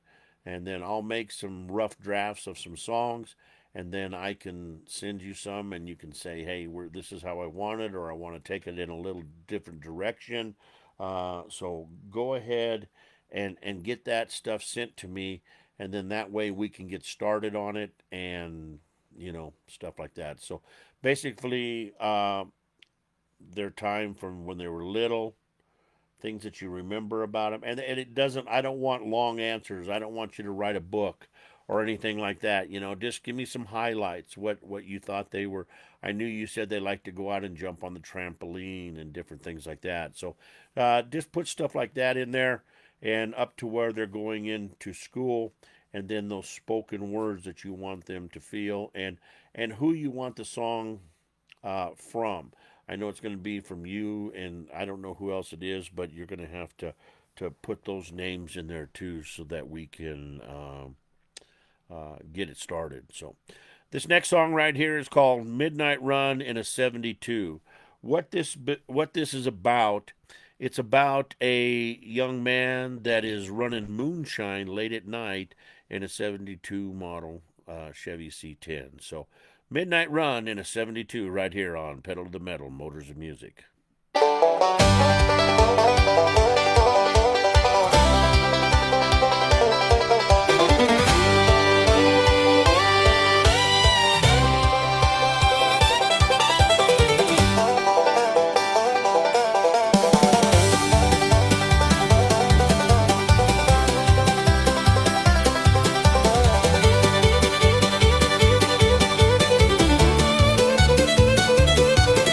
The sun went down on a Friday night. The hills were dark and the moonshine bright. I fired up that old Chevrolet and pointed her down where the back roads lay. A four-barrel singing underneath the hood built that motor better than anybody could. Glass packs barking, throwing sparks like a gun. I had a feeling the night was gonna be fun. A midnight run in a 72, big block of thunder and a Chevy Blue. Banjo rolling while the rear tires spun. That old C10 knew how to run. Midnight run in a 72, blue moon shining through the morning dew with the sheriff's lights coming into view. Nobody caught that old 72. I crossed the bridge by Miller's Creek, had the engine wound and the speed climb steep. Then in my mirror I saw red lights, the county sheriff working Friday night. He hit the siren and I heard the roar. I grabbed another gear and then one more. Gravel flying from the rear end tires. That old Chevy lit the mountains on fire. Midnight run in a 72, big block of thunder and a Chevy Blue. Banjo rolling while the rear tires spun. That old C10 knew how to run. Midnight run in a 72, blue moon shining through the morning dew with the sheriff's lights coming into view. Nobody caught that old 72. Around the curves and over the ridge, past the old mill in the covered bridge. The deputy tried, but he couldn't gain. That Chevrolet ran like a freight train. Every shortcut that the old folks knew, every holler that the wind blew through, that truck knew every rock and bend like an old-time mountain friend. My granddad built that engine strong, said, boy, treat her right and she'll run all night long. Chrome valve covers and a cam that growled enough horsepower to make him proud.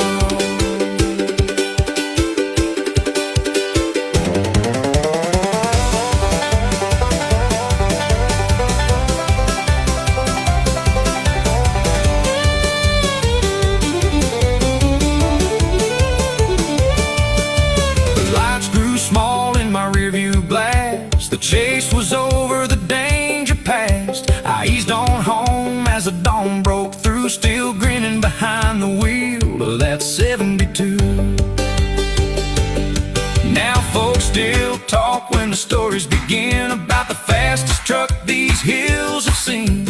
And every time that tale gets told, that old C10 never gets old. Midnight run in a 72, big block of thunder and a Chevy Blue. Banjo rolling while the rear tires spun. That old C10 knew how to run. Midnight run in a 72, blue moon shining through the morning dew. When the sheriff tried, he learned the truth. Nobody caught that old 72. Banjo ringing and the mountains blue. One more story from a 72. That old Chevy's gone, but the legend grew from a midnight run in a 72.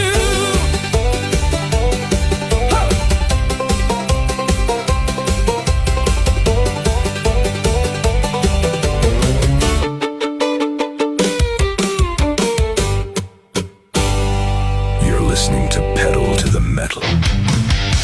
Motors and music. Where the engines are loud and the music hits just as hard. Classic cars, hot rods, monster trucks, and the stories behind the builds. Mixed with the music that fuels the ride. From the show field to the arena floor, we bring you the horsepower and the center to match. Stick around, we got more coming your way. But first, a word from our sponsors.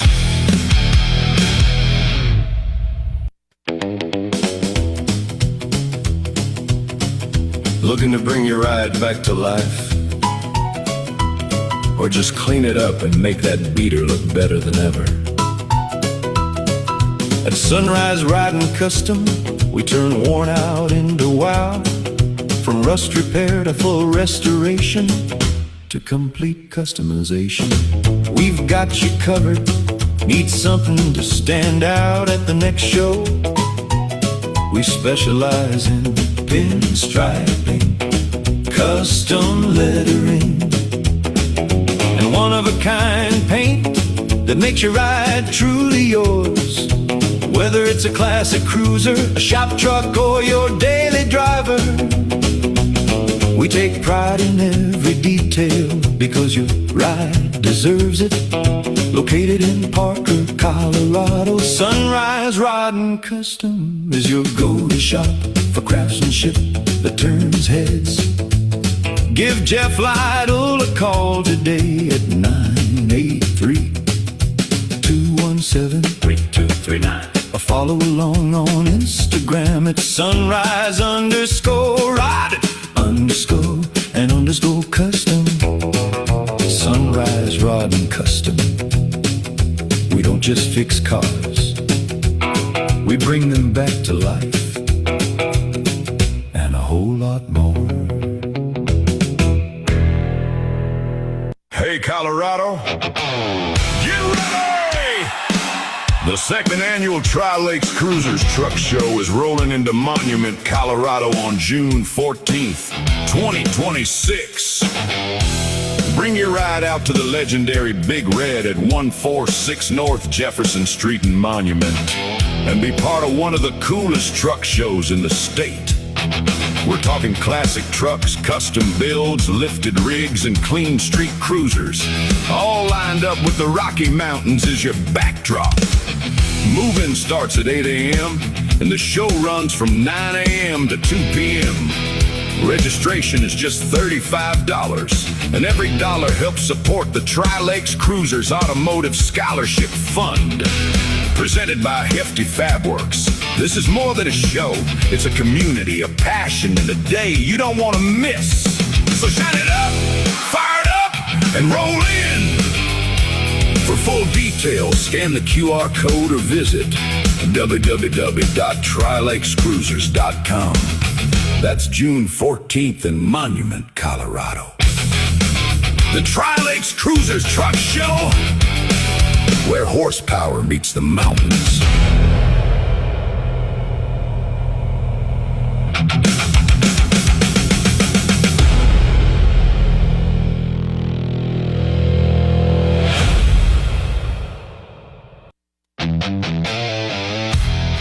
And now, we return to Pedal to the Metal. Motors and music. With your host, Roller.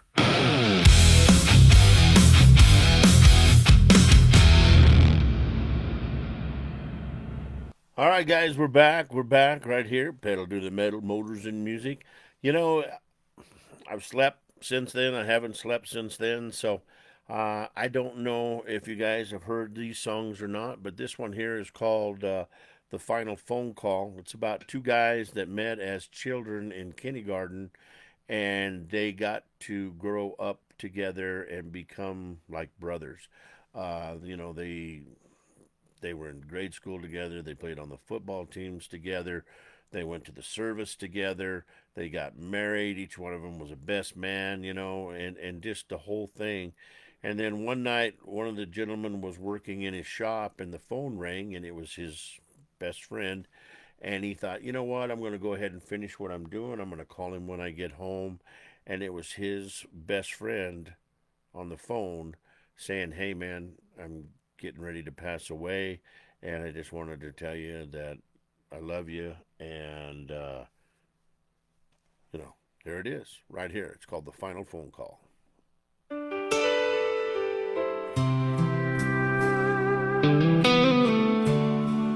Why didn't I take your call?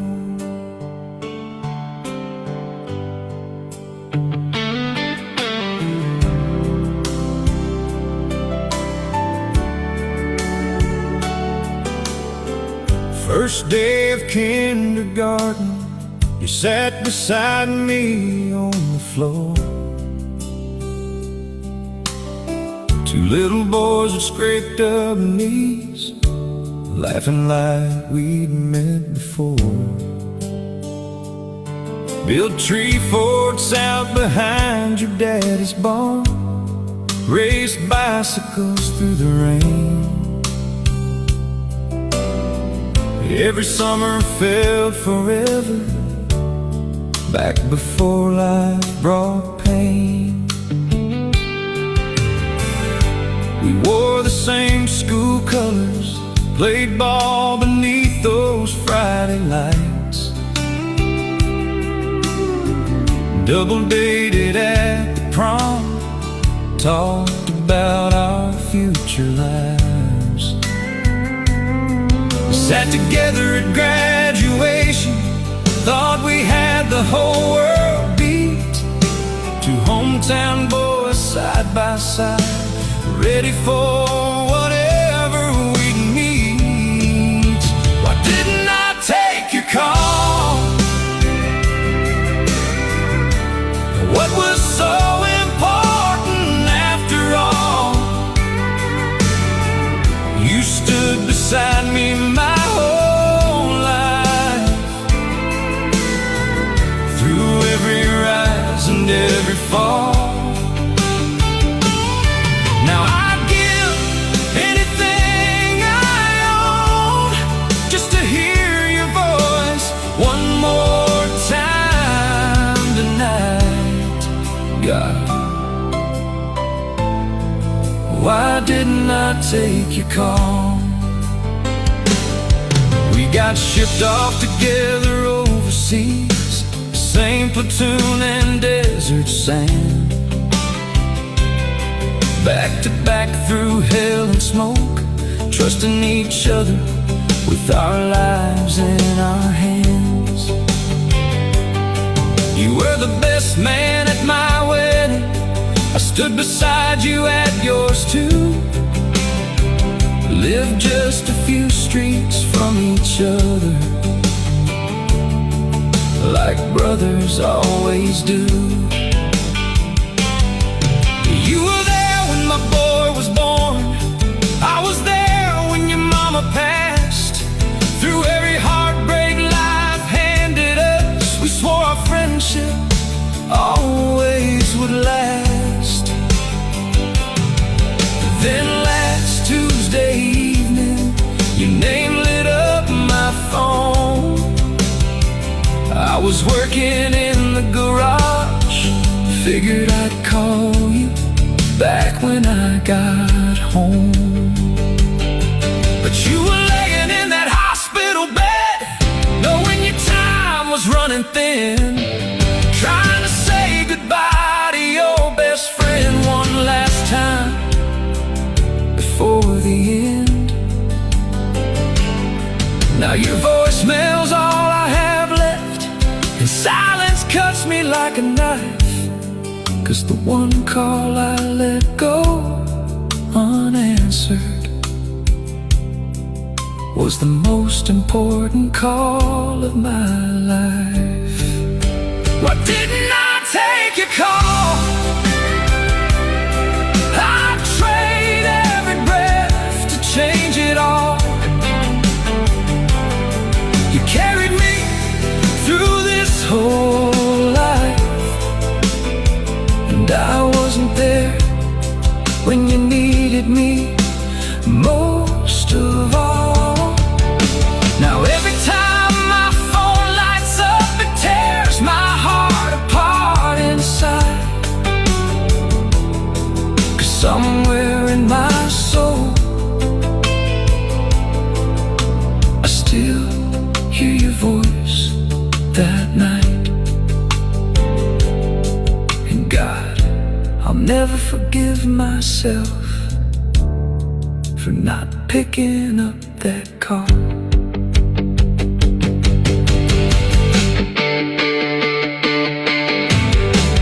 Two little boys in kindergarten turned into old men side by side. And now there's one empty chair at Sunday supper. Since the night my best friend died.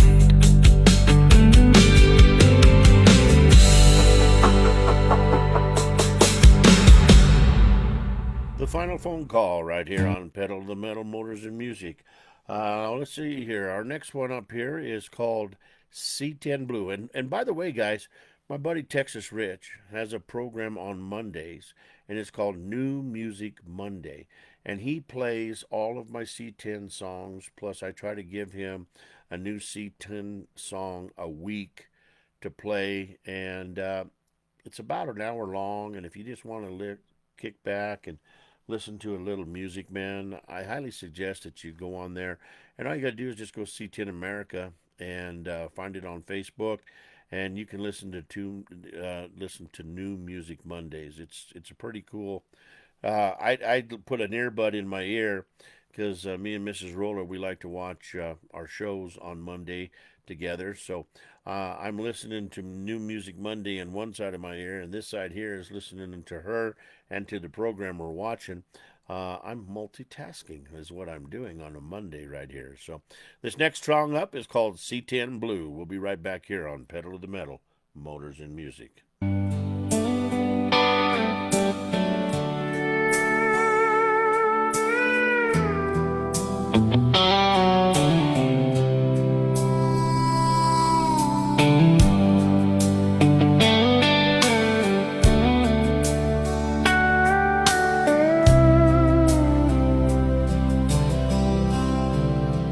Bought that truck in 1972.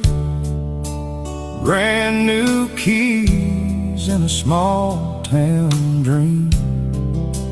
3 on the tree and a big block heartbeat. Bright Chevrolet blue with a bench seat clean. Drove her home past the county water tower. Dad just smiled and shook my hand. Said, son, take care of that pickup, and it'll outlive every plan. The truck hauled lumber from my first house, pulled my babies through Christmas snow, took my wife on Friday night drives, back when Main Street still moved slow. There's fingerprints on that old steering wheel from hands that ain't here anymore. Every dent and every scratch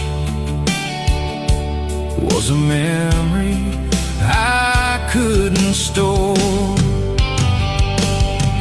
That C10 meant so much to me, more than steel and old machine. It carried my whole life around, every mile, every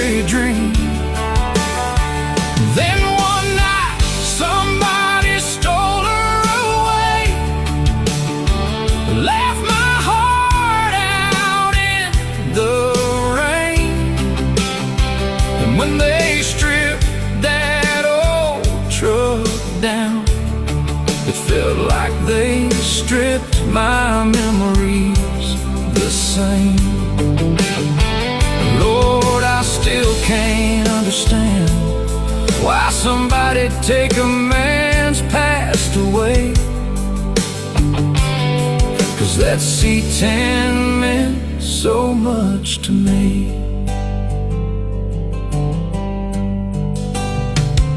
Sheriff found her by the river, just a shell on 4 flat tires. Motor gone and the dash ripped open, wires hanging down like broken lines. Stood there silent in the moonlight, couldn't even catch my breath, 'cause it looked like somebody vandalized every piece of life I had left.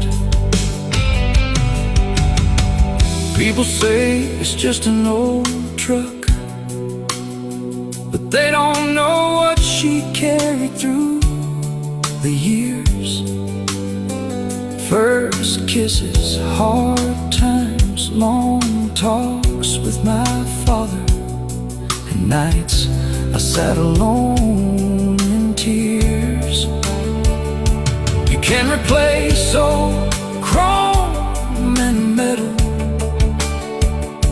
but you can't rebuild yesterday.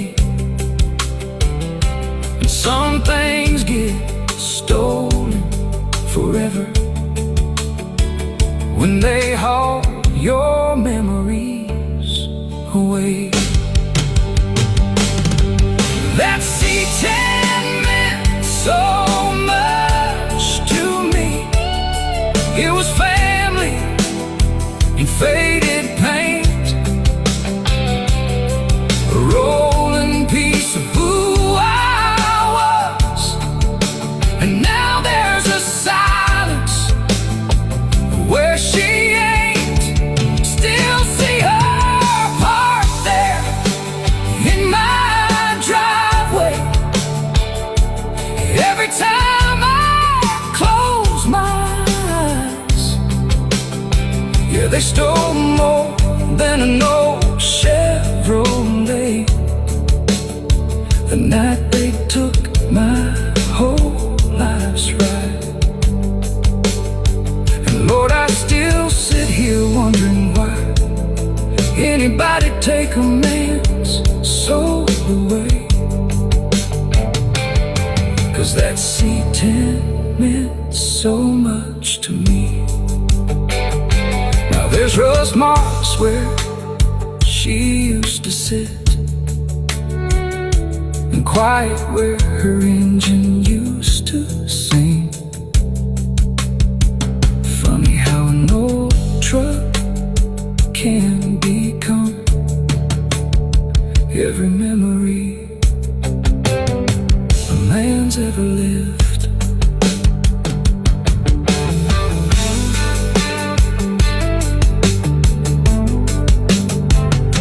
A man's ever lived.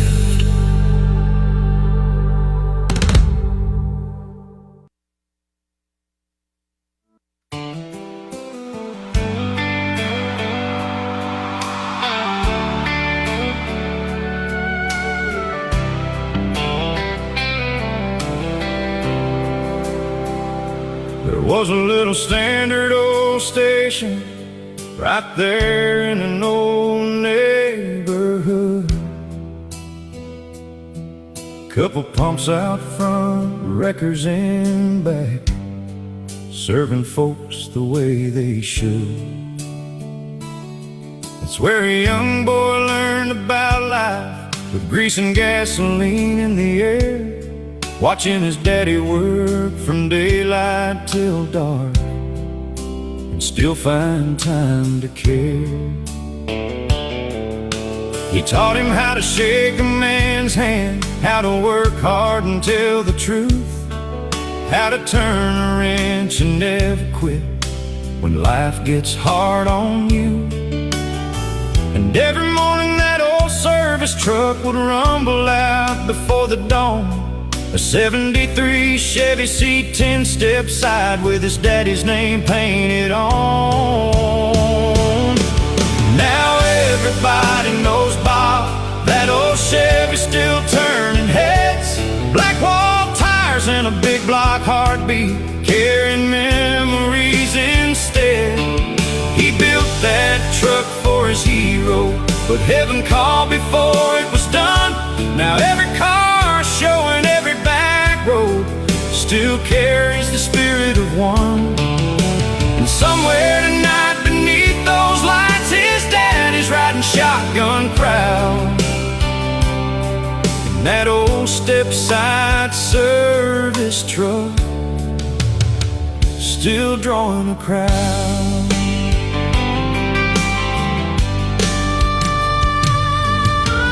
Years rolled by, but the dream stayed alive. He searched till he finally found another old 73 step-side, half wore out and broken down. He said, I'm gonna build it for my daddy, just like the one we used to know.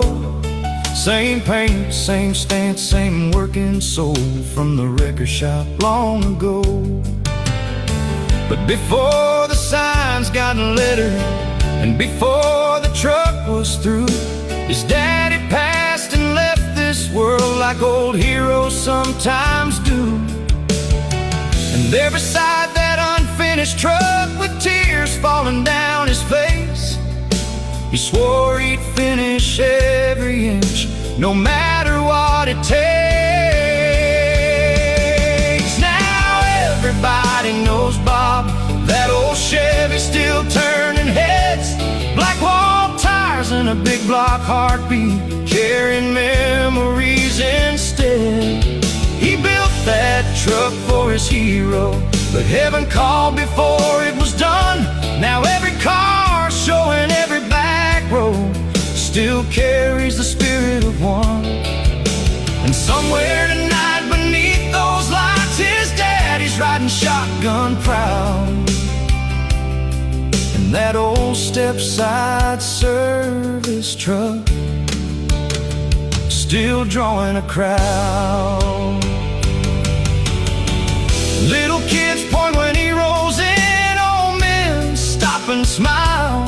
Some folks just see an old pickup, but he sees his daddy every mile. He hears those old shop stories still echo through the years, and every time he shuts that door, it wipes away the tears. Yeah, everybody knows Bob, that old Chevy's more than steel. It's a son holding on to memories and the love a father leaves. That old Standard Oil station still lives inside his heart somehow, and every time the engine fires, his daddy's still around. And that old 73 step-side underneath the car show lights, yeah, Bob still keeps a father's love rolling through the night.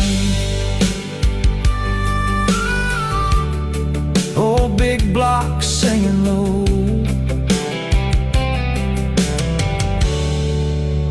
daddy riding shotgun,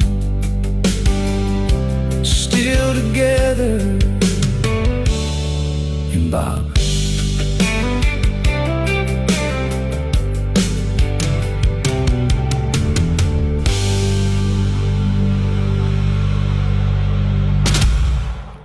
And yes, that song was made about my truck and my dad and me. So if that's what you guys were wondering. This next song up is called Neon Steel Glow at Gilley's. Now, if you've never been to Gilley's in Texas, what a place, man. I mean, it was, I remember I got to go there once, and it was just, dang.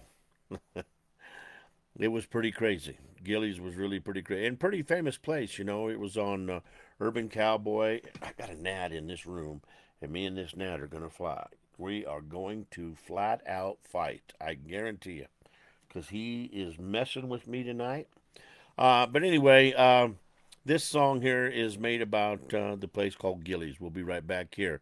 Neon Sled glows at Gillies right here on Pedal to the Metal, Motors and Music.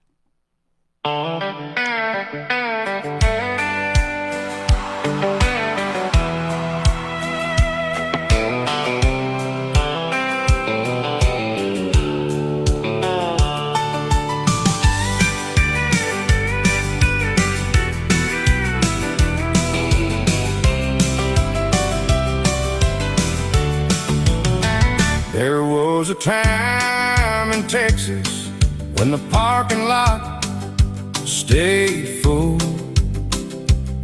Pickup trucks lined shoulder to shoulder under that Pasadena moon. Cowboys pushed through swinging doors where the beer was cold as rain, and a voice cut through the cigarette smoke, singing straight into your pain. He never chased the spotlight like some names still do today, but every jukebox in America had Mickey Gilley playing. A room full of roses, city lights and blue, and somewhere hearts were falling to that old familiar tune. Yeah, the neon still glows at Gillies, even if the world moved on. You can still hear Texas two-steps in those old urban cowboy songs. Mechanical bulls and broken hearts, boot heels crossing sawdust floors. Mickey gave a generation something worth remembering for. And country music ought to say his name a little louder than before.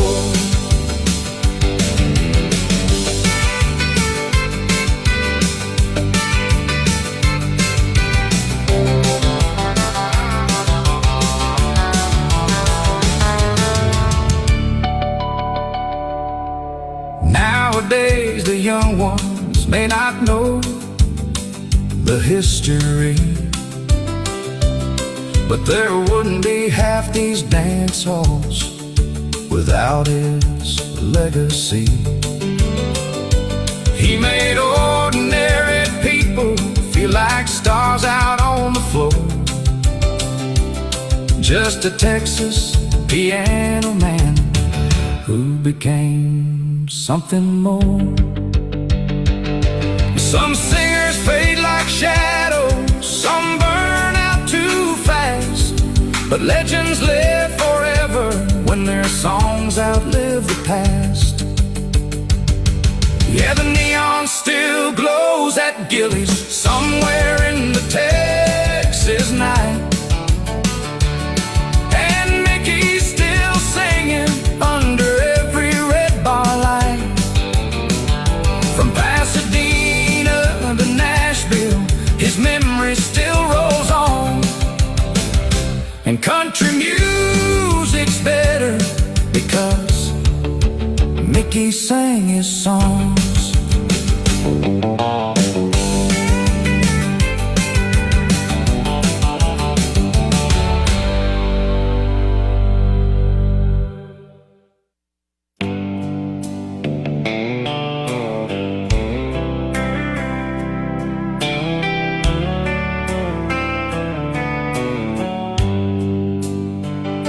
There was an old bar down on the county line, neon glowing through the haze every night. Quarter in the jukebox, somebody chose a song, and old George Jones carried every broken heart along. You could hear the races on through the smoke-filled air, and every lonely soul in there felt understood somewhere. He sang life the way real people lived. Heartbreak, hard times, and the hurt we can't forget. Who's gonna fill their shoes now that voices like that are gone? Who's gonna stand there in the shadows and sing pain straight to the bone? From the door to just one more, he gave this world the truth. Yeah, country music still ain't been the same since George Jones sang the blues.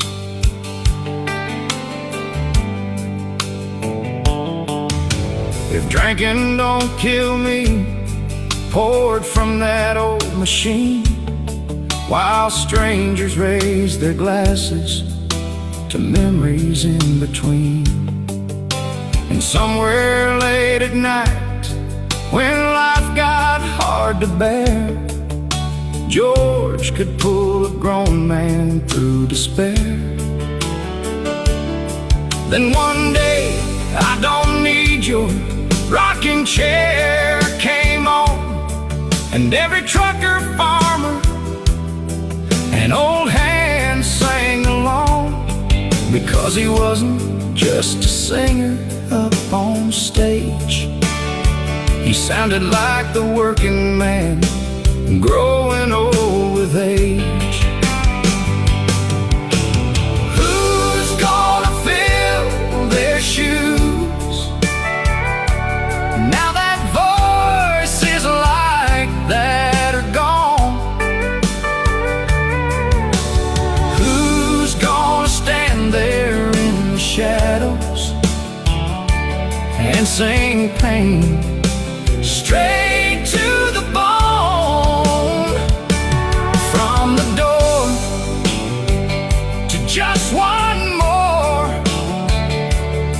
he gave this world the truth. Yeah, country music still ain't been the same since George Jones sang the blues. These days the bars are louder, but the songs don't say as much. Everybody's chasing numbers, but they forgot about the touch.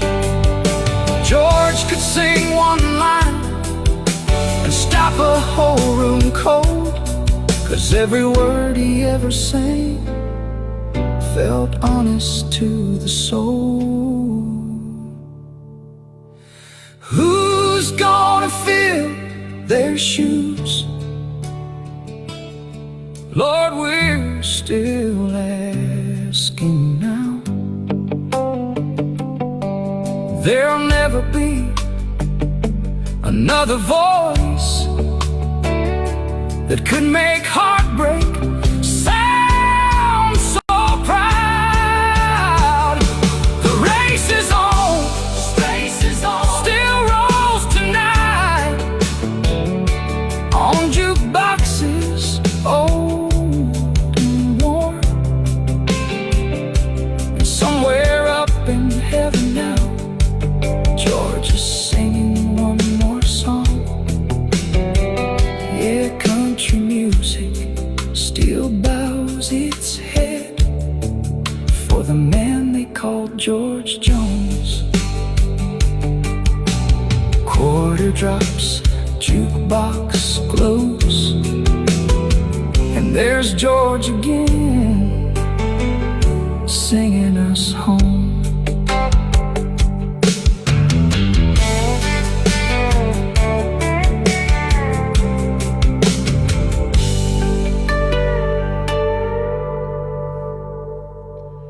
There you go. Who's going to fill those those shoes. And that was definitely about George Jones. What a great singer he was, man. Wayne, I tell you what, I'm glad you're in here. Thank you so much for tuning in. I have to fill in for a friend of mine tomorrow, so I won't get this posted on YouTube right away, but you can go to the Facebook page and listen to it. But when I get home, I'll make sure I have it posted up and stuff like that. And buddy, I tell you what, man, thank you for the compliment about phenomenal guests. These they are my guests, but those are my friends. And we built a relationship throughout my time in the monster truck industry.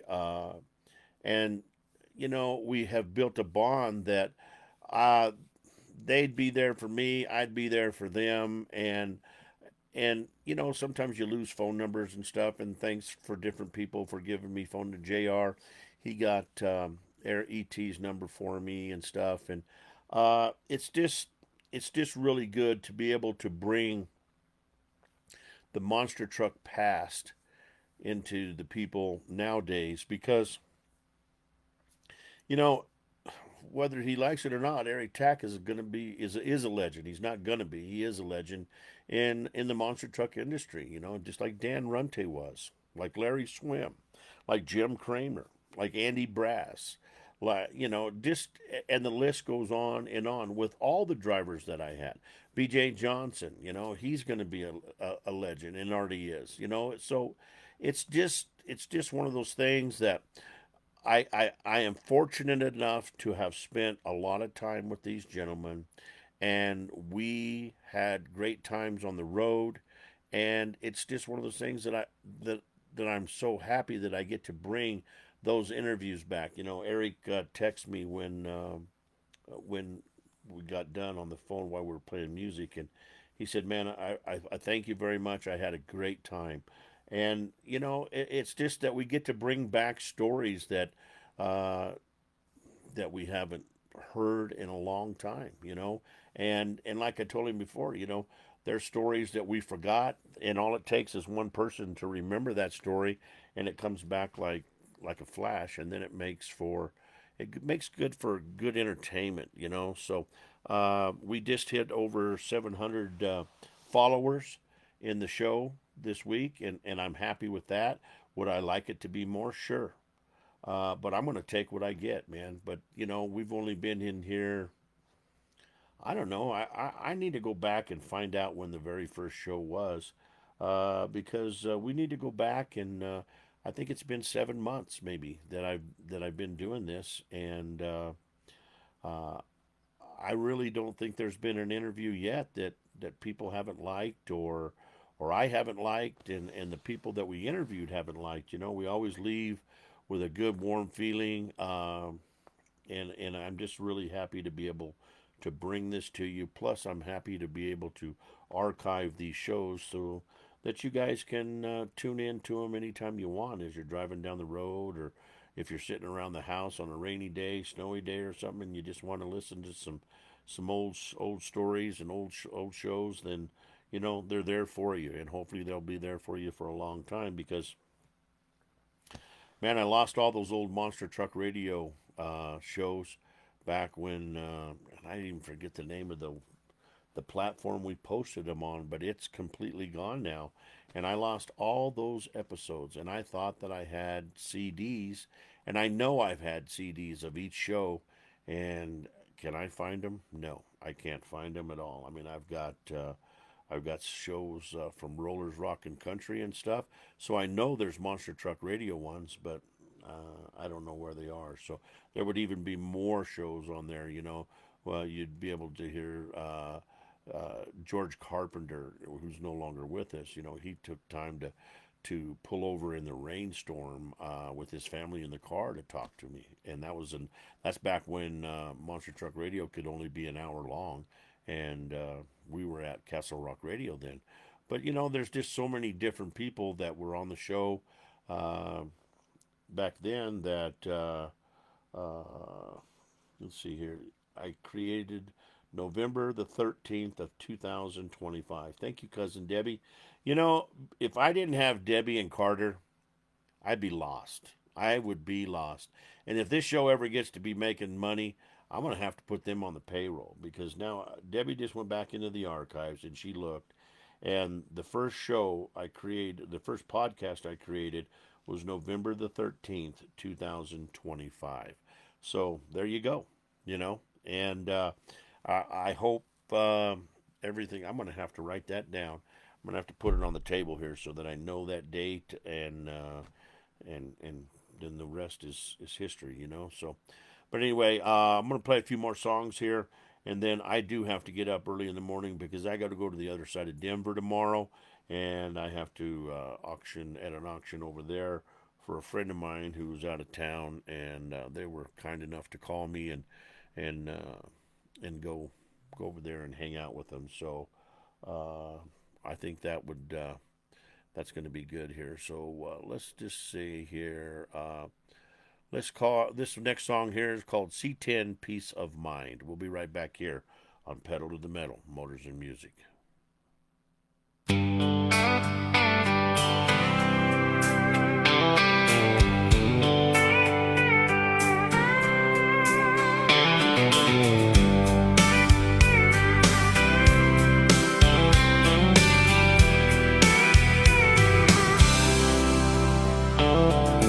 Clock hits 5 and the whistle blows. Another long day wearing down my soul.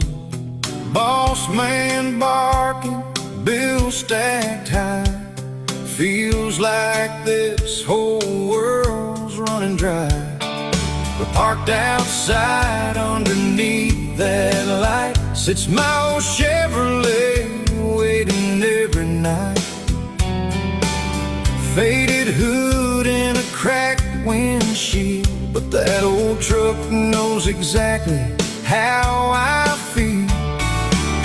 I slide that shifter down into drive, hear that small block come alive, and every mile starts calming me down as those old tires hum that highway sound. That old C10 peace of mind, crossing worn out county lines, small blocks singing like an old church choir, rusted memories mixed with fire. When this world gets hard to fight, I just drive into the night, hands on that wheel, and I'm doing fine. That C10 gives me peace of mind. There's a coffee stain on the passenger floor and an old 8-track that don't work anymore. Daddy's flashlight behind the seat still rolls around underneath my feet.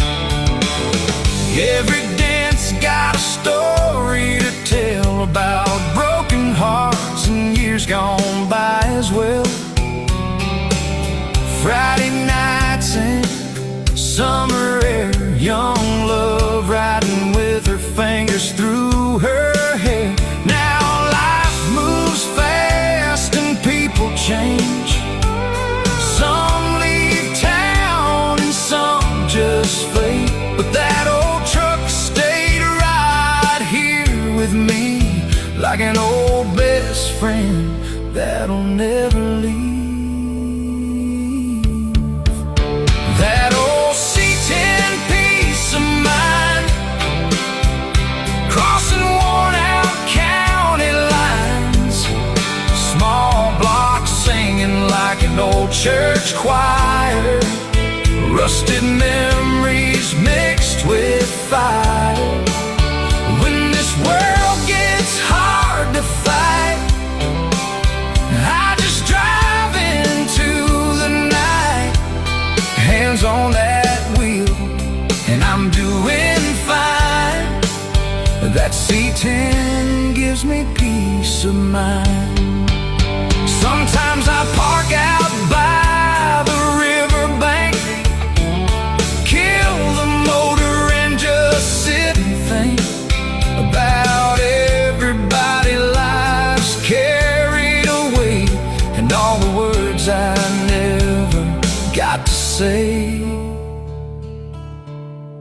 The night wind blows through that vent window slow, and for a little while I let it all go. Ain't no therapist ever helped me quite like an old Chevy driving through the night. That old C10 peace of mind, crossing worn out county lines, small blocks singing like an old church choir, rusted memories mixed with fire. When this world gets hard to fight, I just drive into the night, hands on that wheel, and I'm doing fine. That C10 gives me peace of mind. Yeah, that old Chevrolet reminds me every time a little piece is still out there to find. And that C10 peace of mind.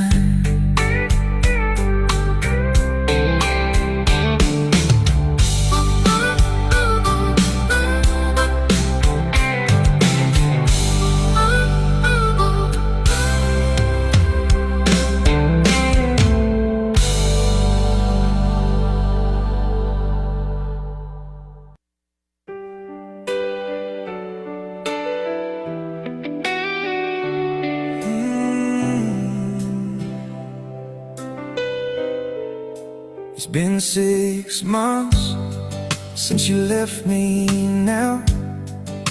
Saw you downtown the other night somehow, laughing with somebody, holding your hand.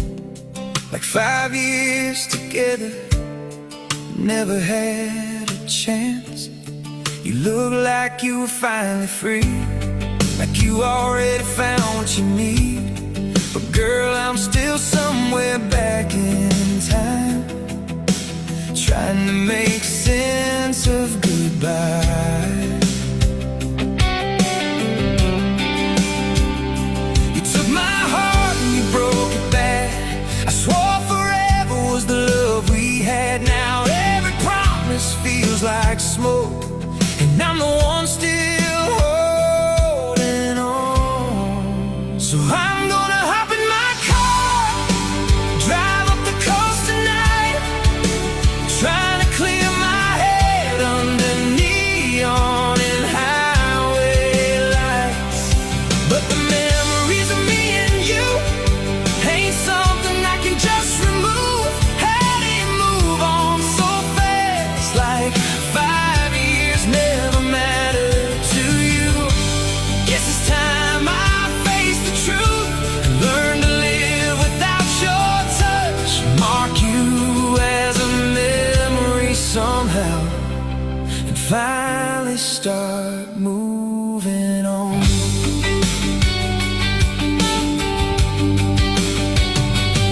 Every little town we used to know, every back road radio still sounds like your voice in my ear. Still feels like you're sitting here.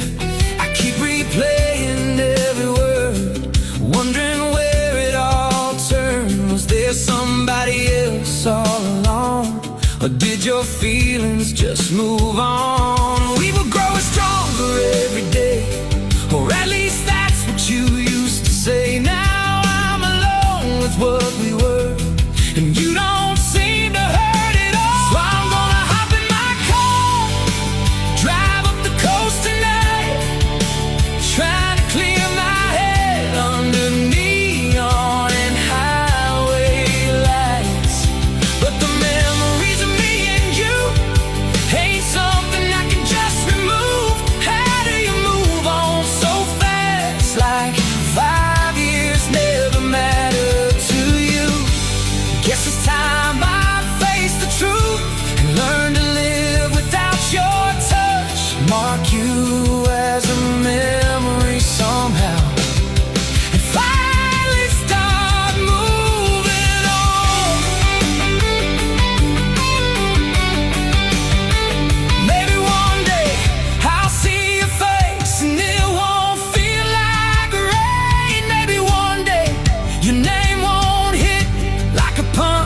straight through my chest. But tonight, your ghost rides shotgun, and every mile I drive, and losing you still feels like losing part of my life.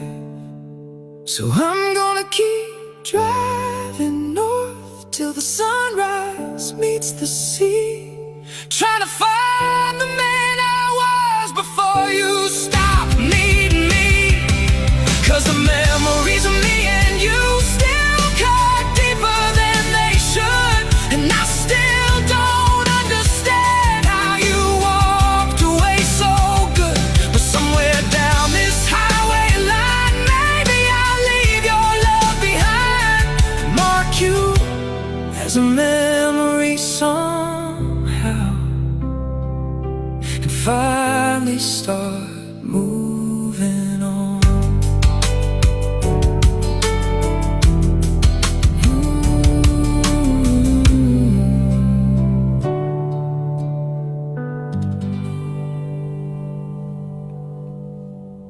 Finally started moving on right here on Pedal to the Metal, Motors and Music. All right, guys, I'm going to do one more song, and then I have to get out of here tonight. But you know what? I forgot to tell you guys, man. Mrs. Roller retired from school. She was there 33 years, 34 years, or something like that. And about 4 years ago, I bought her a chair, and it had a vibrator in it, had a heating pad in it, and stuff like that. And when she quit, we went up there and got the chair, and now I have it here in the studio. And I'm sitting in it now, and I've got the vibrator on and the heating pad on. Man, I'm telling you what, I'm in heaven, baby. I'm in heaven. That's exactly what it is. But no, kind of nice to have a chair like this. And I was so glad that she had it throughout her time at school and stuff. So anyway, we'll go from there. So I just had to mention that I had the new chair. This last song here is Quiet Drinking. And then we're going to call it a night, and we're going to go upstairs, and I got to get ready to go to work in the morning. So you guys have a great week. I will talk to you again on Sunday. Don't forget we have Amy's on. No, Julie, let's see here. I'm sorry. Jamie's on. And we're going to be talking to her about Floyd. And, man, it's going to be a good time. This lady did this whole truck by herself, man. No help from anybody. She did the interior, she did brakes, she worked her butt off, and Floyd is such a cool truck, and it has such a great story that I figured that we needed to, how does she know you have it? Anyway, Carter, she told me I could have it when she got out of school, so we went and picked it up, and that's how come I have it. I guess that's what you're talking about. Does she know you have? Yeah. So I'm happy that that I got to do it. So anyway, you guys have a good night, and don't forget to tune in Sunday. I do believe Trucks and Screwdrivers is this Sunday also. So look for a great post there from Trucks and Screwdrivers. Then we have the following Saturday. I have a car show over at Heritage Eagle Bend. And it's a golf course here, and they've called me to DJ it and kind of MC the car show, so I'm going to go over there and do that, and we'll bring you some live footage from that show and stuff. So other than that, we're having a good time, and I'm glad that I'm back and hanging out with you guys. You guys be blessed. I love you guys, every one of you, and please be safe there this weekend, and I will talk to you on Sunday. Carter, I look forward to seeing all that stuff from you so we can get started on those songs. So here it is right now, this last song called Quiet Drinking. We'll see you guys here on Sunday on Pedal to the Metal, Motors and Music.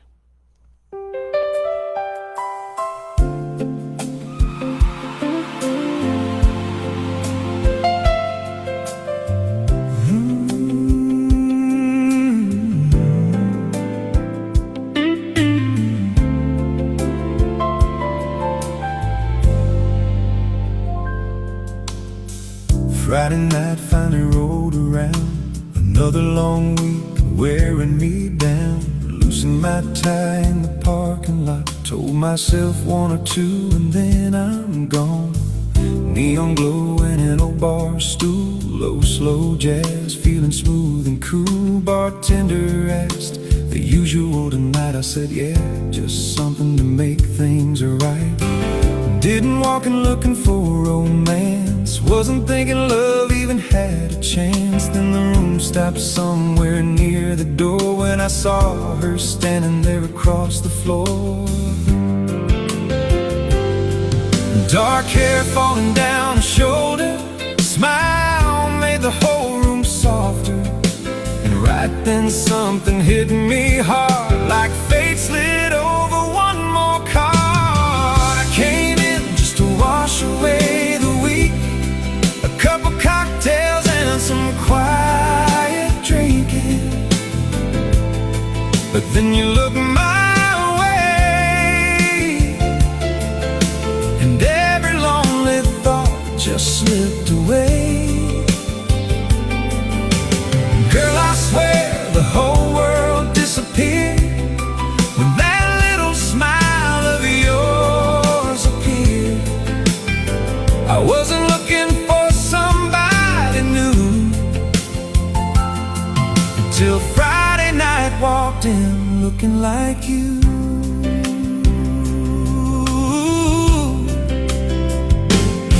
So I told the bartender quietly, send her whatever she wants from me. He laughed and said, man, good luck tonight. I said, that ain't really what this is like. I walked over nervous as hell, could barely hear myself thinking well. Said, look, I ain't here trying to play games or throw around some pickup lines and names. I just stopped in for a drink or two, trying to shake off these work week blues. But ever since you walked inside, girl, I can't take my eyes off of you tonight. She laughed soft and leaned back slowly, said, funny, you ain't the only. And right there underneath that light, the whole world changed on Friday night. I came in just to wash away the week, a couple cocktails and some quiet drinking. But then you look my way, and every lonely thought just slipped away. Girl, I swear the whole world disappeared when that little smile of yours appeared. I wasn't looking for somebody new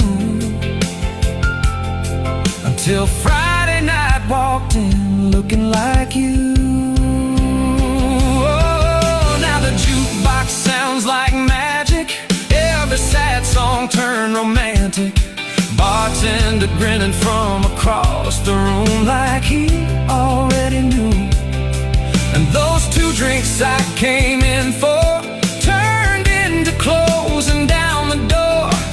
Funny how life can change that fast when the right eyes find you at last. I came in just to wash away the week, now I'm hanging on every word you speak. Girl, you turn this whole night around. The minute that I sat down, now the neon glows a little brighter, and this whole world feels a little lighter. I walked in alone and blue until Friday night walked in looking like you.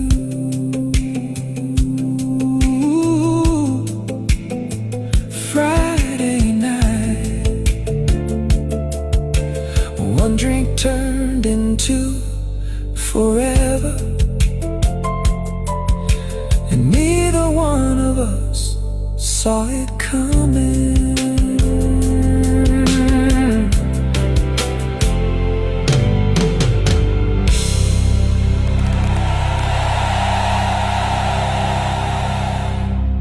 Good night, everybody. Have a good night, and I'll talk to you again. Yeah. All right, everyone, that's going to wrap it up for this episode of Pedal to the Metal. I want to send out a huge thank you to each and every one of you for tuning in and supporting the show.